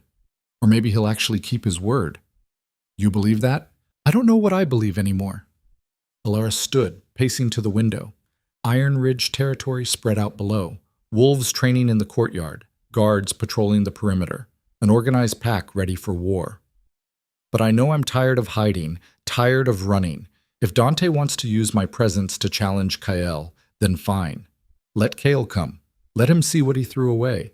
And if people die? The question hit like a punch. Alara turned to face Riker. They're already dying. Kale's expansion isn't peaceful. You said so yourself. He takes hunting grounds, undermines trade, pushes until someone pushes back. At least this way the fight is on our terms. Our terms? Or Dante's? Does it matter? Yes. Riker stood, crossing to her. It matters because you're better than this. Better than letting someone else use your pain as a weapon. Maybe I don't want to be better. Alara's voice was quiet, dangerous. Maybe I just want to hurt him the way he hurt me. They stared at each other. The air between them felt charged, electric with things neither of them was saying. Alara? A knock interrupted whatever Riker was about to say. Mara entered without waiting for an answer, carrying a tray of food and a sealed envelope. Eat, she said, setting the tray down. And this came for you. Messenger bird from Silver Ridge. Alara's stomach dropped. Kale? Read it and find out. Mara left as quickly as she'd come. Alara stared at the envelope like it might bite her. Silver Ridge's seal, Kyle's seal, pressed into dark wax. Her hands shook as she broke it open. The letter was short, written in Kyle's precise handwriting, the same hand that had signed their bonding certificate 6 years ago. Alara, I know you're in Iron Ridge territory. I know Dante has offered you sanctuary. I'm asking you, begging you, not to accept. What happened between us was complicated. Political. I made choices I thought were necessary for Silver Ridge's survival. But I never meant to hurt you, never wanted you to feel discarded. Come back. We'll talk. Figure this out like the partners we've always been. If you stay with Dante, you're choosing war. Not just between our packs, but between everything we built together. Don't let him use you to destroy what we spent 6 years creating. Please, Alara, come home. Kay. Alara read it twice. Then she laughed, a sharp, bitter sound that made Riker's eyes narrow. What does it say? He wants me to come back. She handed him the letter. Says he never meant to hurt me, that Dante is using me, that I'm choosing war by staying here. Riker scanned the letter, his expression darkening. He doesn't mention Sarah. No, doesn't mention the Alliance either. Just asks me to come home like the last 2 months never happened. What are you going to do? Alara took the letter back, staring at Kael's handwriting. Once, that handwriting had meant safety, partnership, a future they were building together. Now it just looked like lies written in ink. I'm going to answer him, she said. She found paper and pen in the writing desk by the window, sat down and wrote without thinking, letting the words flow straight from the anger burning in her chest. Kael, you're right about one thing. Dante is using me, but at least he's honest about it. You want to talk about partners? Partners don't get replaced in 3-day announcements. Partners don't send scouts into the wildlands to drag each other back like runaway property. And partners definitely don't write letters pretending the last 2 months didn't happen just because it's politically convenient to have their old Luna back. I'm not coming back to Silver Ridge. Not now. Not ever. And if that choice means war, maybe it's the war you deserve. E. She sealed it before she could second-guess herself, called for Mara, and handed over the letter. Send this to Silver Ridge. Make sure Kael gets it personally. Mara's expression was carefully neutral. Dante will want to know what you wrote. Tell him I made my choice. After Mara left, Alara turned to find Riker watching her with an expression she couldn't read. So we're doing this, he said. We? You think I'm leaving you here alone? Riker's smile was grim. I've already lost 1 pack. I'll be damned if I lose you too. Something warm and terrifying unfurled in Alara's chest. You barely know me. I know enough. He crossed to her, stopping close enough that she had to tilt her head back to meet his eyes. I know you're stronger than Kael ever deserved. I know you survived the Deadlands and Scouts and 2 months in the Wild Lands without breaking. And I know that whatever happens next, I want to stand beside you through it. That's insane. Probably. His hand came up, careful, giving her time to pull away. When she didn't, he brushed his thumb across her cheek. But I've been insane for 3 years. Might as well have company. Alara didn't know who moved first, didn't know if it was grief or gratitude or just the desperate need to feel something other than anger. But suddenly they were kissing, fierce and messy, and nothing like the careful affection she'd shared with Kael. This felt like drowning and breathing at the same time. When they finally broke apart, both breathing hard, Riker rested his forehead against hers. This is a terrible idea, he said. The worst.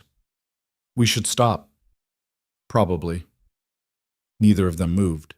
The next morning, Dante summoned them to his strategy room.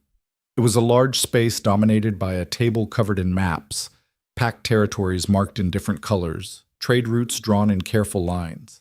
Notations in a language Alara didn't recognize scattered across the margins. I received word that you sent a letter to Kael, Dante said without preamble. Care to share what it said? I told him I wasn't coming back. And? And that if he wants war, he can have it. Dante's smile was sharp with approval. Good. Then let's talk strategy. He gestured to the map. Silver Ridge territory was marked in dark blue, Iron Ridge in gray. Between them, several smaller territories formed a buffer zone. Kael's alliance with the Varen Pack gives him access to northern trade routes and military support, Dante explained, but it also stretches his resources thin. He's trying to hold 3 territories with the forces of 1. That's his weakness. What's yours? Alara asked. Dante laughed. Direct, I like that. My weakness is that half the packs in this region see me as an aggressor. They won't openly support Silver Ridge, but they won't support me either, which means any conflict stays between our territories unless I can change the narrative. And that's where I come in. Exactly. Dante's finger traced a line between territories. Kael threw away his Luna for political gain. That makes him look unstable, cruel, the kind of alpha who values power over loyalty. If I position Iron Ridge as the pack that protects what Silver Ridge destroys, suddenly I'm not the aggressor. I'm the defender. Of what? Riker's voice was hard. Alara's not a symbol you can plant on a battlefield. No, she's better than that. Dante looked at Alara. She's proof that Kael Thorne can't be trusted to protect his own. And in a world where pack bonds are everything, that's a weapon more powerful than any army. You want to parade me around, Alara said slowly. Show the other packs that I chose Iron Ridge over Silver Ridge. I want to give you a platform, Dante corrected. A chance to tell your story, to show everyone who Kael really is when the politics get stripped away. And if I refuse, then you're still welcome to stay as a guest, but you'll be wasting an opportunity to make Kael face consequences for what he did. Alara looked at the map, at Silver Ridge territory that had been her home for 6 years, at the small notation marking the pack house where she'd lived and loved and lost everything. What exactly are you asking me to do? There's a regional council meeting in 3 weeks, Dante said. All the major packs send representatives. It's neutral ground. No one can attack or challenge without violating ancient law. Kael will be there. So will Sarah and Alpha Varen. He paused.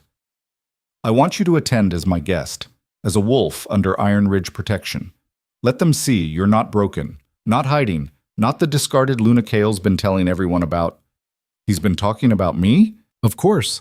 His story is that you left because you couldn't handle the pressure of leadership changes, that you're unstable, irrational. He's been painting himself as the victim, the alpha whose mate abandoned him in his hour of need. Fury flooded through Alara, hot and sharp. That's not... I know. Everyone with half a brain knows. But rumors and reality are different things. This is your chance to control the narrative. Dante's expression softened slightly. I won't force you. This only works if you choose it. But think about what it would mean, walking into that council chamber with your head high, showing every alpha there that Cale Thorne's version of events is a lie. Alara looked at Riker. He was watching her carefully, his expression neutral, but his eyes saying everything. This is dangerous. This is exactly what Dante wants. But it's also your choice. I'll do it, Alara said. Dante's smile was victorious. Excellent.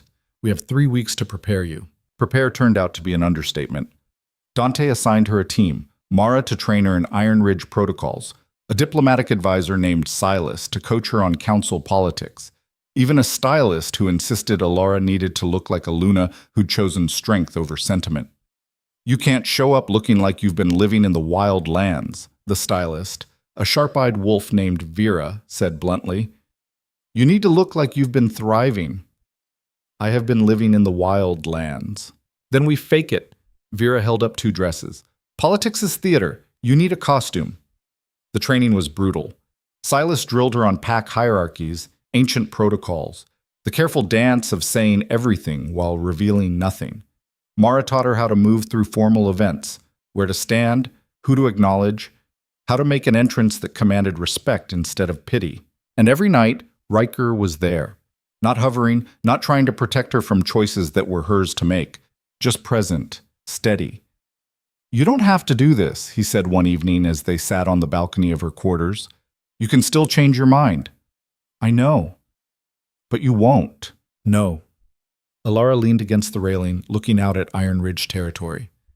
I spent 6 years being the Luna everyone expected. Quiet. Supportive. Never making waves. And it got me nowhere. Maybe it's time to make some waves. Waves or tsunamis? Dealer's choice. Riker laughed, the sound rough but genuine. They'd been dancing around each other for weeks, kisses that started and stopped, touches that meant too much to be casual, but not enough to be defined. Alara knew she was falling for him, knew it was too soon, too complicated, too everything, didn't care. When this is over, Riker said quietly, when the council meeting is done and Kael's faced whatever consequences are coming, what then?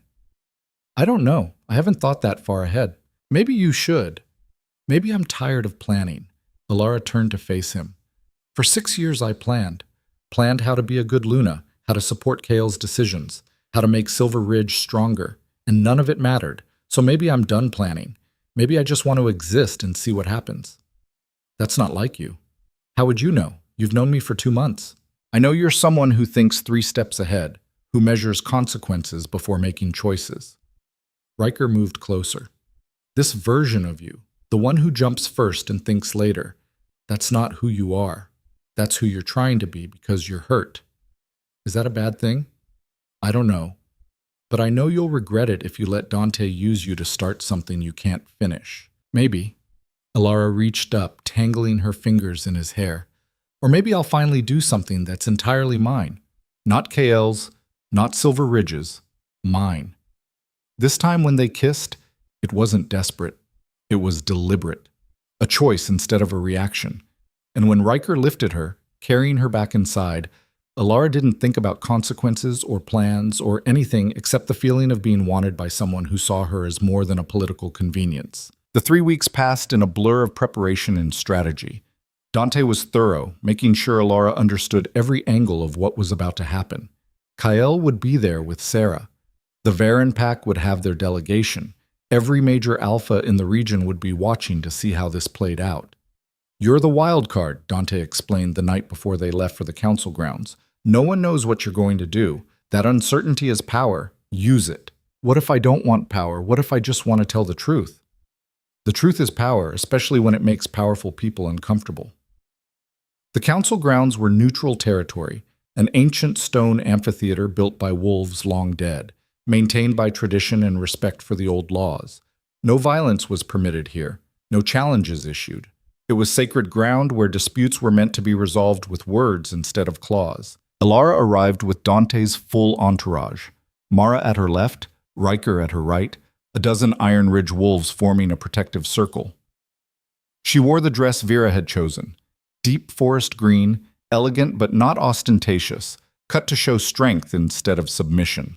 She looked like a Luna, felt like a weapon. The amphitheater was already filling with wolves from different packs. She recognized some from her years at Silver Ridge, alphas who'd visited, betas who'd negotiated trade agreements. They stared as she entered, whispers spreading like wildfire. Then Kael walked in. He was with Sarah, just like she'd expected. The Varen heiress looked perfect. Pale blue dress, hair styled in intricate braids, every inch the political alliance she represented. Kael looked the same as always, strong, confident, the alpha everyone believed in. Until his eyes found Alara. She watched the recognition hit him. Watched his expression cycle through shock, anger, something that might have been pain. He started toward her, but Alpha Varen caught his arm, saying something sharp and quiet. Kael stopped, turned back, but his eyes never left her. Good, Alara thought. Let him stare. Let him see exactly what he threw away. The council session began with standard business, territory disputes, trade agreements, formal acknowledgments of new leadership. Alara sat with Iron Ridge's delegation, silent, letting her presence speak for itself. Then Dante stood. I have a matter to bring before the council, he said, his voice carrying easily through the amphitheater. Regarding the treatment of bonded mates and the sanctity of pack loyalty. Murmurs rippled through the crowd. Kyle's expression went very still. 3 months ago, Dante continued, Alpha Kael Thorn of Silver Ridge publicly severed his bond with his Luna, Alara Voss, in order to secure a political alliance with the Varen pack. This action, while within his rights as Alpha, raises questions about the nature of pack bonds and whether political expediency should override sacred commitments. This is not council business, Kael said, his voice tight.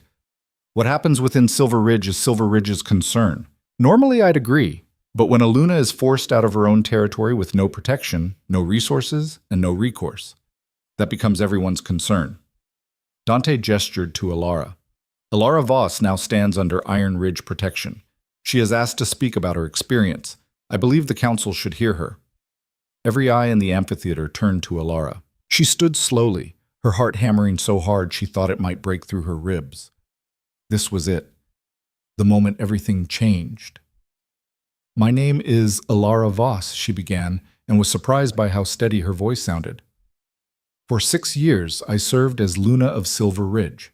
I negotiated disputes, managed resources, built relationships with every family in that territory. I stood beside Alpha Kael Thorn through every challenge, every decision, every crisis. She looked directly at Kael. And when he needed a stronger alliance, he erased me, not through challenge or mutual agreement, but through a public announcement that I had no warning about and no say in. I was told to step aside gracefully, to accept a settlement and disappear, to make his political marriage convenient by removing myself from the equation. The amphitheater was dead silent. I'm not here to argue whether Kael had the right to do this. He's Alpha. He has every right to make decisions for his pack. But I'm here to say that what he did wasn't leadership. It was cowardice. And I'm here to make sure every Alpha in this room understands that I didn't leave Silver Ridge because I was weak or unstable or unable to handle leadership changes. Her voice grew stronger, harder. I left because I refused to be treated like property. Refused to accept that 6 years of loyalty meant nothing compared to 3 days of political opportunity. And I'm standing here today to prove that the discarded Luna Kael's been describing doesn't exist. I'm not broken. I'm not hiding. And I'm not going away. She sat down. The silence stretched. Then someone started clapping, slow, deliberate. Other wolves joined in until the applause filled the amphitheater. Kael looked like he'd been struck. Sarah's perfect composure had cracked, her expression confused and angry. Alpha Varen was whispering furiously to his daughter, damage control already in motion. But Alara didn't care about any of them. She'd told her truth, made them listen. And for the first time since Kael's announcement, she felt like herself again. Dante leaned over, his voice pitched for her ears only. Well done. Alara didn't answer. She was watching Kael, watching the realization spread across his face that he'd lost. Not politically, that battle was still brewing, but the narrative he'd been building, the story that painted him as the victim and her as the problem. That was done. She'd won. The applause died slowly, but the damage was done. Alara could see it in the faces around the amphitheater. Alphas and betas who'd heard Kael's version of events were now looking at him differently. Questions in their eyes. Doubt.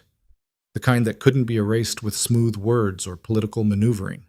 The council leader, an ancient wolf named Torin, who'd presided over these meetings for 40 years, raised his hand for silence. The council acknowledges Alara Voss's testimony, he said, his voice gravelly with age. Alpha Thorn, do you wish to respond? Kale stood slowly. Alara watched him gather himself, watched the alpha mask slide back into place.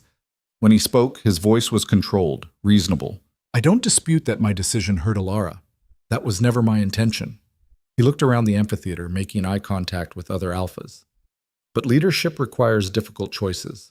The Varen Alliance wasn't about replacing one Luna with another. It was about securing Silver Ridge's future against very real threats.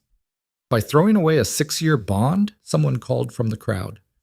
By prioritizing the survival of hundreds of wolves over the comfort of 2. Kale's jaw tightened. I made the choice I believed was right for my pack. If that makes me a coward in some eyes, so be it. I'll accept that judgment, but I won't apologize for protecting my territory. Murmurs of agreement from some quarters, nods from alphas who understood the weight of impossible decisions. Alara felt her victory slipping. Then Riker stood. I have a question for Alpha Thorn, he said, and the amphitheater fell silent. Riker Dane was a ghost. Everyone knew the story of the Northern Pack that had been destroyed. Hearing him speak in council was like hearing the dead testify. Kael's eyes narrowed. Ask, if the Varen Alliance was truly about protecting Silver Ridge, why did you send armed scouts into the wildlands to hunt down your former Luna? Why offer rewards for her capture? Why pursue her through the Deadlands themselves? Riker's voice was cold, precise. Those aren't the actions of an alpha who's moved on for his pack's sake. Those are the actions of someone who can't accept that his property walked away. The amphitheater erupted. Kale's face went white, then red. I sent scouts to make sure she was safe. You sent hunters. Riker cut him off. I was there when they attacked us. I heard them say you wanted her returned by any means necessary. That's not concern. That's control. You don't know what you're talking about. I know exactly what I'm talking about. Riker's voice dropped, dangerous. I know what it looks like when an alpha can't admit he made a mistake, when he'd rather burn the world down than face the fact that he destroyed something irreplaceable. Enough! Torin's voice cracked like a whip. Alpha Thorn, is this true? Did you send wolves into neutral territories to forcibly retrieve Alara Voss? Kale opened his mouth, closed it. The calculation was visible in his eyes. Deny and be called a liar by witnesses, or admit and confirm everything Alara had said about being treated like property. I sent scouts, he said finally, to offer Alara safe passage back to Silver Ridge. If they overstepped their authority, they didn't overstep. Alara stood again, her voice ringing clear. They did exactly what you told them to do. Hunt me down. Bring me back. Because you couldn't stand that I chose to leave instead of waiting for you to grant me permission. That's not... It is. She walked down the steps, moving closer to where Kael stood, close enough to see the fury and frustration, and something else, something that looked almost like desperation, warring in his expression. You want to know the real reason you sent those scouts? It wasn't about my safety. It was because my absence made you look weak, made people question your judgment, and you couldn't have that. You're twisting this. I'm telling the truth. Alara's voice was steel. The truth you've been trying to bury under political rhetoric and convenient excuses. You didn't choose Sarah because you had to.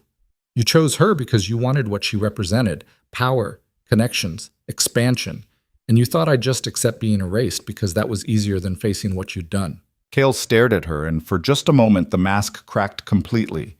She saw pain there, real pain, but also pride. The kind of pride that would never admit fault. I did what I had to do, he said quietly. No, you did what you wanted to do. There's a difference. Sarah chose that moment to stand, her voice cutting through the tension. This is ridiculous. Alara, you're making a spectacle of yourself. Whatever happened between you and Kael is personal. It has no place in council business. Alara turned to face her, this woman who'd accepted another's bond without question, who'd stood beside Kael like Alara had never existed. You're right, Alara said.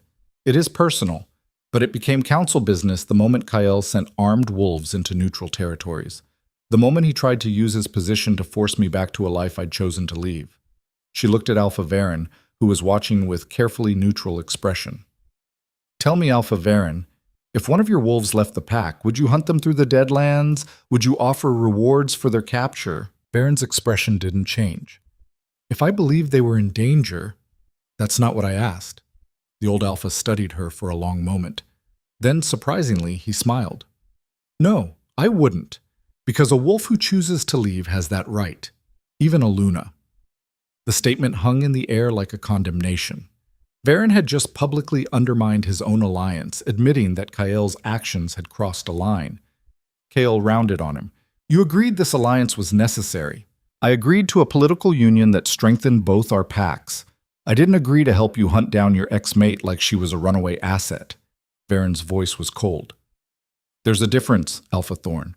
And right now, that difference is making me reconsider whether Silver Ridge is the kind of territory I want my daughter bonding into. Sarah's face went pale. Father, we'll discuss this later. Varen stood, his wolves rising with him. Council, I believe we've heard enough. The matter of Alara Voss's departure from Silver Ridge is clearly more complicated than initially presented. I move that we table any decisions regarding territorial alliances until a full investigation can be conducted. Seconded, another Alpha called. Torin nodded gravely.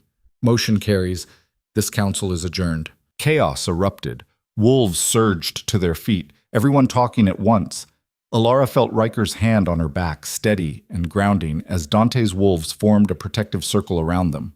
Through the crowd, she saw Kael standing alone. Sarah had moved away, talking urgently with her father.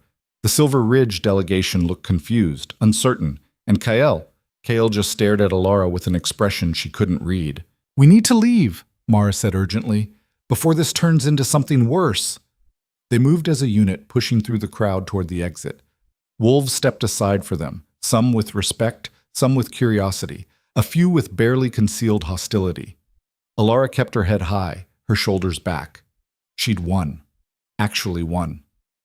They were almost to the doors when someone grabbed her arm. Alara, wait! It was Marcus.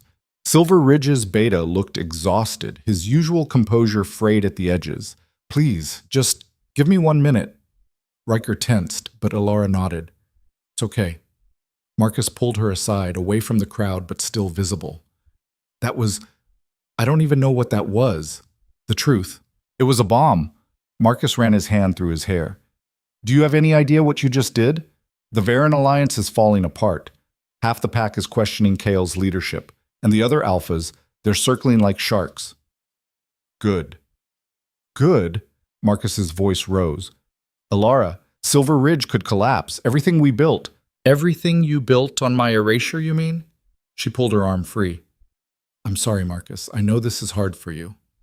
But I'm not responsible for cleaning up Kael's mistakes anymore. He wants to talk to you. No. Alara? No. She looked Marcus in the eye. I spent 6 years making myself smaller so Kael could feel bigger. I'm done. If he wants to fix this mess, he can start by actually leading his pack instead of blaming everyone else for his choices.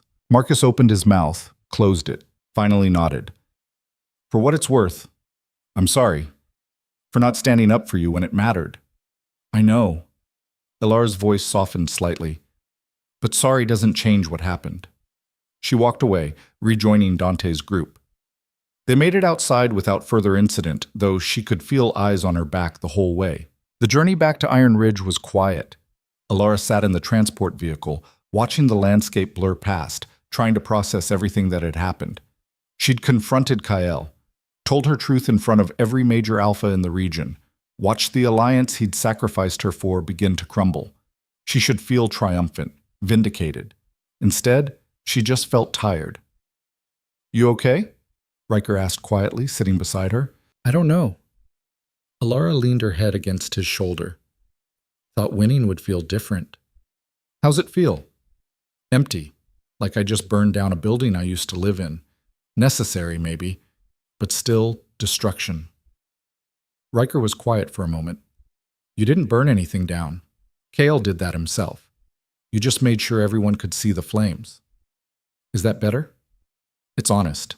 When they arrived back at Iron Ridge, Dante was waiting in his study. He looked pleased, more than pleased, triumphant. "You were perfect," he said as soon as Alara entered. "Better than I could have planned.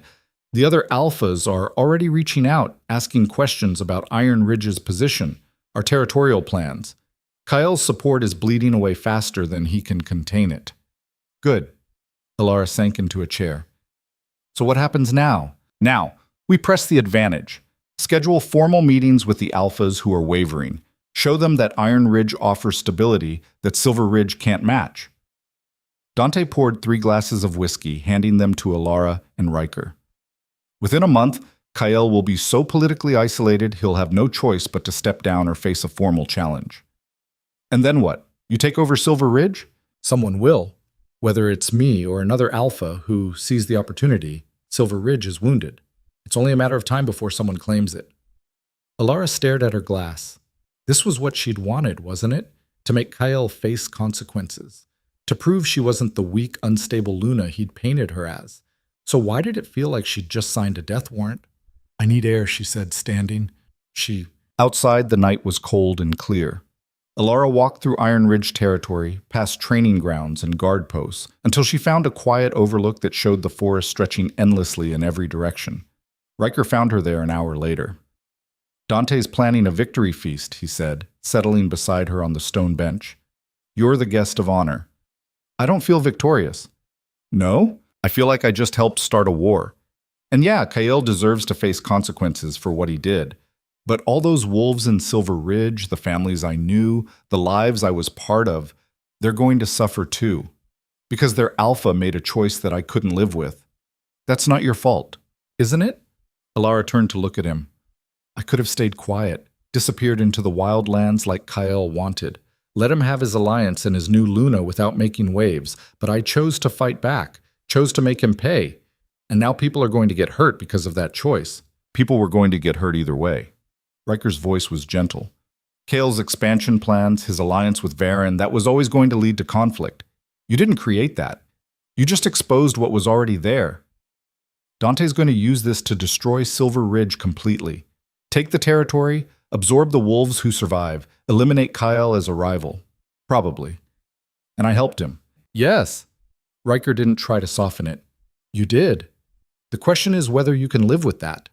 Alara stood, pacing to the edge of the overlook. Could she live with it? With knowing her pain had become a weapon that might destroy an entire pack? "What would you do?" she asked. "If you were me." Riker was quiet for a long time. "I'd ask myself what I actually want. Not what Dante wants, not what Kale deserves. What you want. For yourself. For your future." "I don't know anymore." "Then figure it out. Because right now, you're letting other people write your story again. First it was Kyle, now it's Dante. At some point, Alara, you need to decide who you're going to be when no one else is making choices for you." The words hit like a slap. Because he was right.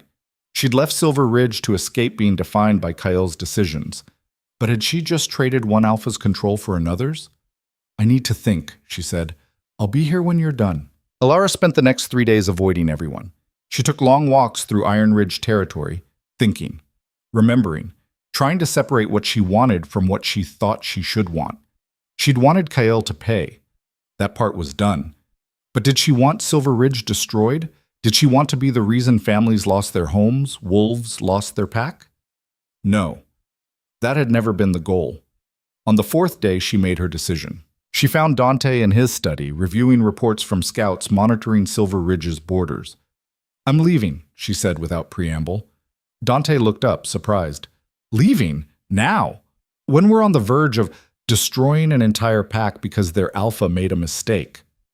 Alara sat down across from him. "I'm grateful for your protection, for giving me a platform to tell my truth, but I won't be part of taking down Silver Ridge." "They would have taken you down without a second thought." "Kale would have. The pack didn't choose that. They just followed their alpha, like wolves do." She leaned forward. "I won't punish them for his choices. That makes me just as bad as he is." Dante studied her for a long moment. "You're serious." "Completely. You know Kyle won't forgive you for what happened at the council. He'll see you as a threat as long as you're alive. Then I'll deal with that. But I'll do it on my terms, not yours. Where will you go? Alara smiled. I don't know yet. Somewhere I can figure out who I am when I'm not someone's Luna or someone's Political weapon. Somewhere I can just be Alara. That's not much of a plan. It's better than being part of something I don't believe in. Dante leaned back in his chair. You're making a mistake. Walking away from protection, from power, from the chance to make Kael truly pay for what he did. Maybe, but it's my mistake to make. Alara stood. Thank you for everything, truly, but this isn't my fight. She left before he could argue further. Riker was waiting in her quarters, already packing. She stopped in the doorway, surprised. How did you know? Because I know you. He folded a shirt with unnecessary precision. You were never going to let Dante use you to start a war. I was just waiting for you to realize it. You're coming with me? If you'll have me. Riker, you don't have to. I know I don't have to. He crossed to her, taking her hands. I want to. I spent 3 years hiding in the wildlands, punishing myself for not saving my pack. Maybe it's time I stop running from what I lost and start building something new. We don't even know where we're going. Does it matter? Alara looked at him. This man who'd saved her, taught her, stood beside her through everything, who'd never tried to control her or use her or make her smaller, who'd just been there, steady and real and honest. No, she said, it doesn't. They left Iron Ridge at dawn, slipping out before anyone could try to stop them.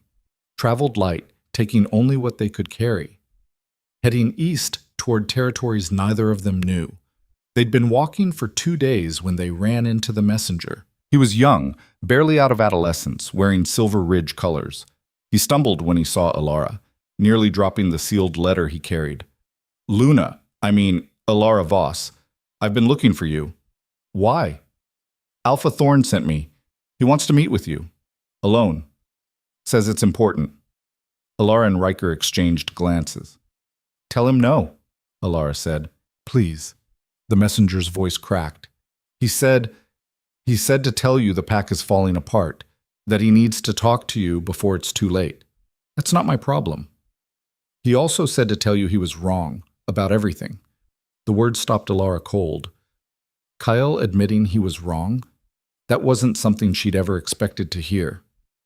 It's a trap, Riker said quietly. Maybe. Alara looked at the messenger. Where does he want to meet? The clearing at Silver Ridge's eastern border, tomorrow at sunset. He'll come alone. After the messenger left, Riker rounded on her. You can't seriously be considering this. I have to. Why? So he can try one more time to manipulate you into coming back? Into forgiving him and making this all go away? No, so I can get closure. Alara met his eyes. I need to hear what he has to say.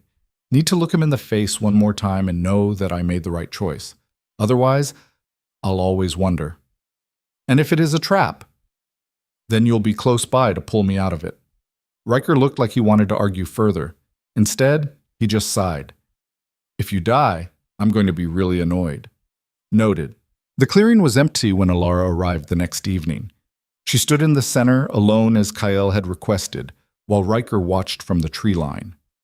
Waiting. Kael appeared just as the sun touched the horizon.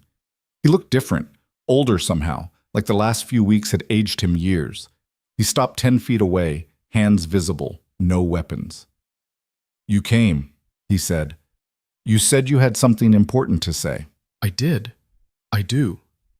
Kael ran a hand through his hair, that same gesture of frustration she'd seen 1,000 times. The alliance with the Varen pack is over. Alpha Varen withdrew his support after the council meeting, said he couldn't trust an Alpha who valued power over pack bonds. I'm sorry. And surprisingly, she meant it. Are you? You're the one who destroyed it. No. You destroyed it when you chose it over me. I just made sure everyone knew. Kael flinched. You're right. About all of it. The scouts, the hunting, trying to control you even after I'd thrown you away. I am, an idiot. Why am I here, Kael? Because I need you to know the truth. I didn't choose Sarah because I stopped caring about you. I chose her because I was terrified. His voice broke. Terrified that I wasn't strong enough to protect Silver Ridge on my own. That I needed more. More power, more alliances, more everything. And you were so strong, so capable, and I started to feel like I was the one who needed you instead of the other way around. So you replaced me. So I sabotaged us. Convinced myself the Varen alliance was about the pack, when really it was about proving I could make the hard choices. That I was the alpha everyone believed I was. He took a step closer. But I was wrong. About everything. And now Silver Ridge is paying the price. What do you want from me, Kyle? Nothing. I just wanted you to know that you were right. That I was a coward. And that losing you was the worst mistake I've ever made. Alara looked at him. Really looked. At the man she'd loved for 6 years. The man who'd destroyed that love with his own hands. Thank you for saying that, she said quietly. It doesn't change anything, but thank you. I know. I know you're with Riker now, that you've moved on, that you'll never trust me again. I'm not asking for forgiveness, just wanted you to hear the truth from me instead of whatever story people are telling. The truth is you hurt me, broke something that can't be fixed. Alara's voice was steady. But the truth is also that I'm stronger now than I ever was as your Luna, so maybe we both needed this to happen. Kale's smile was broken. You were always strong. I was just too stupid to see it. Yeah, you were. They stood in silence as the sun finished setting, painting the sky in shades of orange and red. This was closure, Alara realized. The ending she needed. Goodbye, Kyle, she said. Goodbye, Alara. She walked away without looking back. Riker emerged from the trees, falling into step beside her. You okay? He asked. Yeah. And she was. For the first time in months, she actually was. I'm okay. They traveled for 3 more weeks, following no particular path, just moving. They found a small settlement at the edge of the Western Territories. Not a pack, just a collection of wolves who'd chosen to live outside traditional pack structure. A place for outcasts and wanderers and anyone who didn't fit the usual molds. It felt like home. They built a cabin at the settlement's edge, using lumber Riker cut and skills Alara had forgotten she possessed. It wasn't fancy, just 2 rooms and a porch that overlooked the valley. But it was theirs, built with their own hands, belonging to no one but them. 6 months after leaving Iron Ridge, Alara woke to find Riker already up, sitting on the porch with coffee. Morning, she said, joining him. Morning. They sat in comfortable silence, watching the sun rise over the valley. Down below, other wolves were beginning their day, farmers heading to fields, builders working on new structures, children playing near the stream. Any regrets? Riker asked. Alara thought about it, about Silver Ridge and Kyle and the life she'd left behind, about Dante's war that had fizzled when she withdrew her support, leaving Kyle weakened but still standing, about all the choices that had led her here. No, she said, not one. Good. Riker pulled her closer, pressing a kiss to her temple. Because I was thinking maybe we should make this permanent. It's already permanent. We built a cabin. I meant us. Alara pulled back to look at him. Riker Dane, are you asking me to bond with you? Maybe, if you're interested. His smile was uncertain, vulnerable in a way she rarely saw. No politics, no alliances, just us. Building something that's ours. Alara kissed him, long and thorough and full of promise. Yes, she said. Absolutely yes. The bonding ceremony was small. Just them and a few wolves from the settlement standing under an oak tree as old as the territory itself. No formal speeches or political witnesses. Just 2 wolves choosing each other freely, without pressure or expectation or anything except honest want. When it was done, Alara felt the bond settle into place, different from what she'd had with Kyle.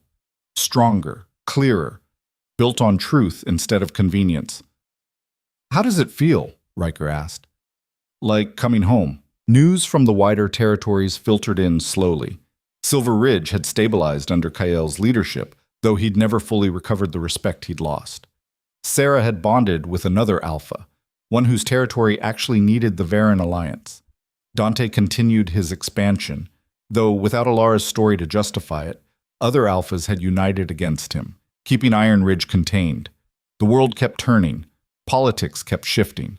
Alphas kept making choices, good and bad, and Alara stopped caring about any of it. She had her cabin, her settlement, Her mate who chose her every single day, not because he had to, but because he wanted to. She had herself, the version she'd fought to become. Strong without being hard. Honest without being cruel. Free without being lost. One evening, nearly a year after leaving Iron Ridge, a messenger arrived at their cabin. Silver Ridge colors. Older this time, someone Alara recognized from her Luna days. "I have a message from Alpha Thorn," the messenger said, offering a sealed letter. Alara took it but didn't open it immediately. "How is he?" "Surviving. The pack is stable, but he's changed, quieter. They say he goes to the eastern border sometimes, to the clearing where you last spoke, just stands there. Tell him I hope he finds what he's looking for." "Will you read his letter?" "Maybe, someday." Alara tucked it into her pocket. "Thank you for bringing it." After the messenger left, Riker raised an eyebrow. "Aren't you curious?" "Not really." Alara leaned against him. "Whatever he has to say, it doesn't change my life now. And that's what matters." She burned the letter that night, unread, watched the paper curl and blacken in their fireplace, releasing whatever words Kael had written into smoke and ash. It felt like closing a book, finishing a story that no longer needed to be told. Spring came to the valley, bringing new wolves to the settlement. Among them was a young female who'd left her pack after refusing a bonding she didn't want. She was scared, lost, uncertain of who she was outside pack structure. Alara recognized that look, had worn it herself not so long ago. "You're Alara Voss," the young wolf said shyly. "I heard about you, about what you did at the council. That was a different life. But you stood up for yourself, chose yourself over pack politics. That's brave." Alara smiled. "It wasn't brave. It was necessary. There's a difference." "How did you know it was the right choice?" "I didn't. Not at first. But I knew staying where I wasn't wanted, where I was just a piece in someone else's game. That was worse than any risk I'd face by leaving." The young wolf nodded slowly. "I'm scared." "Good. Being scared means you're alive. The question is whether you let that fear control you or motivate you." Over the following months, Alara found herself becoming something unexpected. A mentor. Wolves came to the settlement looking for the former Luna who challenged an alpha and survived. Looking for proof that you could walk away from pack structure and build something better. She taught them what she'd learned, how to survive outside pack protection, how to trust themselves when no one else was making decisions for them, how to build a life that was theirs instead of someone else's vision. And slowly, the settlement grew into something resembling a pack. Not traditional, no single alpha, no rigid hierarchy, just wolves who'd chosen to be there, who supported each other because they wanted to, not because structure demanded it. 2 years after leaving Silver Ridge, Alara stood on her porch watching the settlement thrive. Children playing in the stream, adults working together to build new homes, wolves laughing, arguing, living. "You did this," Riker said, coming up behind her. "We did this." "No, you did. I just followed you here." He wrapped his arms around her. "You built something better than what you left behind." "I built something honest." Alara leaned back against him. "That's all I ever wanted." That night, she dreamed of Silver Ridge for the first time in months. Dreamed of walking through the pack house one last time, saying goodbye to the wolf she'd been there. The Luna who'd tried so hard to be perfect, to be enough. In the dream, that version of herself smiled and walked away, disappearing into light. Alara woke at dawn, peace settling over her like morning mist. She'd let it go. All of it. The hurt and anger and need for vindication. The woman who'd stood in that council chamber demanding to be heard had been necessary, had been right. But she didn't need to be that woman anymore. She could just be Alara, building a life with someone who chose her freely, leading wolves who wanted her guidance instead of those obligated to follow, creating something new instead of trying to reclaim what was lost. Months turned into years. The settlement flourished, and Alara discovered that the life she'd been so terrified to face alone, the one without titles or pack structure or someone else defining who she should be, was exactly the life she'd needed all along. She was no longer the discarded Luna, no longer the wronged mate seeking justice, no longer the political weapon in someone else's war. She was just Alara, bonded to Riker, leading a settlement that had become home, living a life she'd chosen for herself. And that, finally, completely, was enough. Standing on her porch one evening, watching the sun set over the valley, Alara thought about the girl who'd stood in that amphitheater 3 years ago, scared, angry, desperate to prove she was more than what Kael had reduced her to.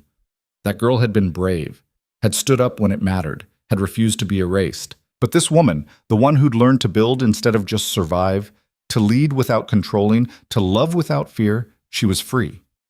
And freedom, Alara had finally learned, wasn't about proving yourself to people who'd never valued you. It was about choosing yourself every single day, until that choice became as natural as breathing. Riker joined her on the porch, sliding his hand into hers. Below them, the settlement glowed with lamplight. Their home, their pack, their life. "No regrets?" he asked, like he always did. Alara smiled, squeezing his hand. "Not one." And for the first time in as long as she could remember, that was absolutely true.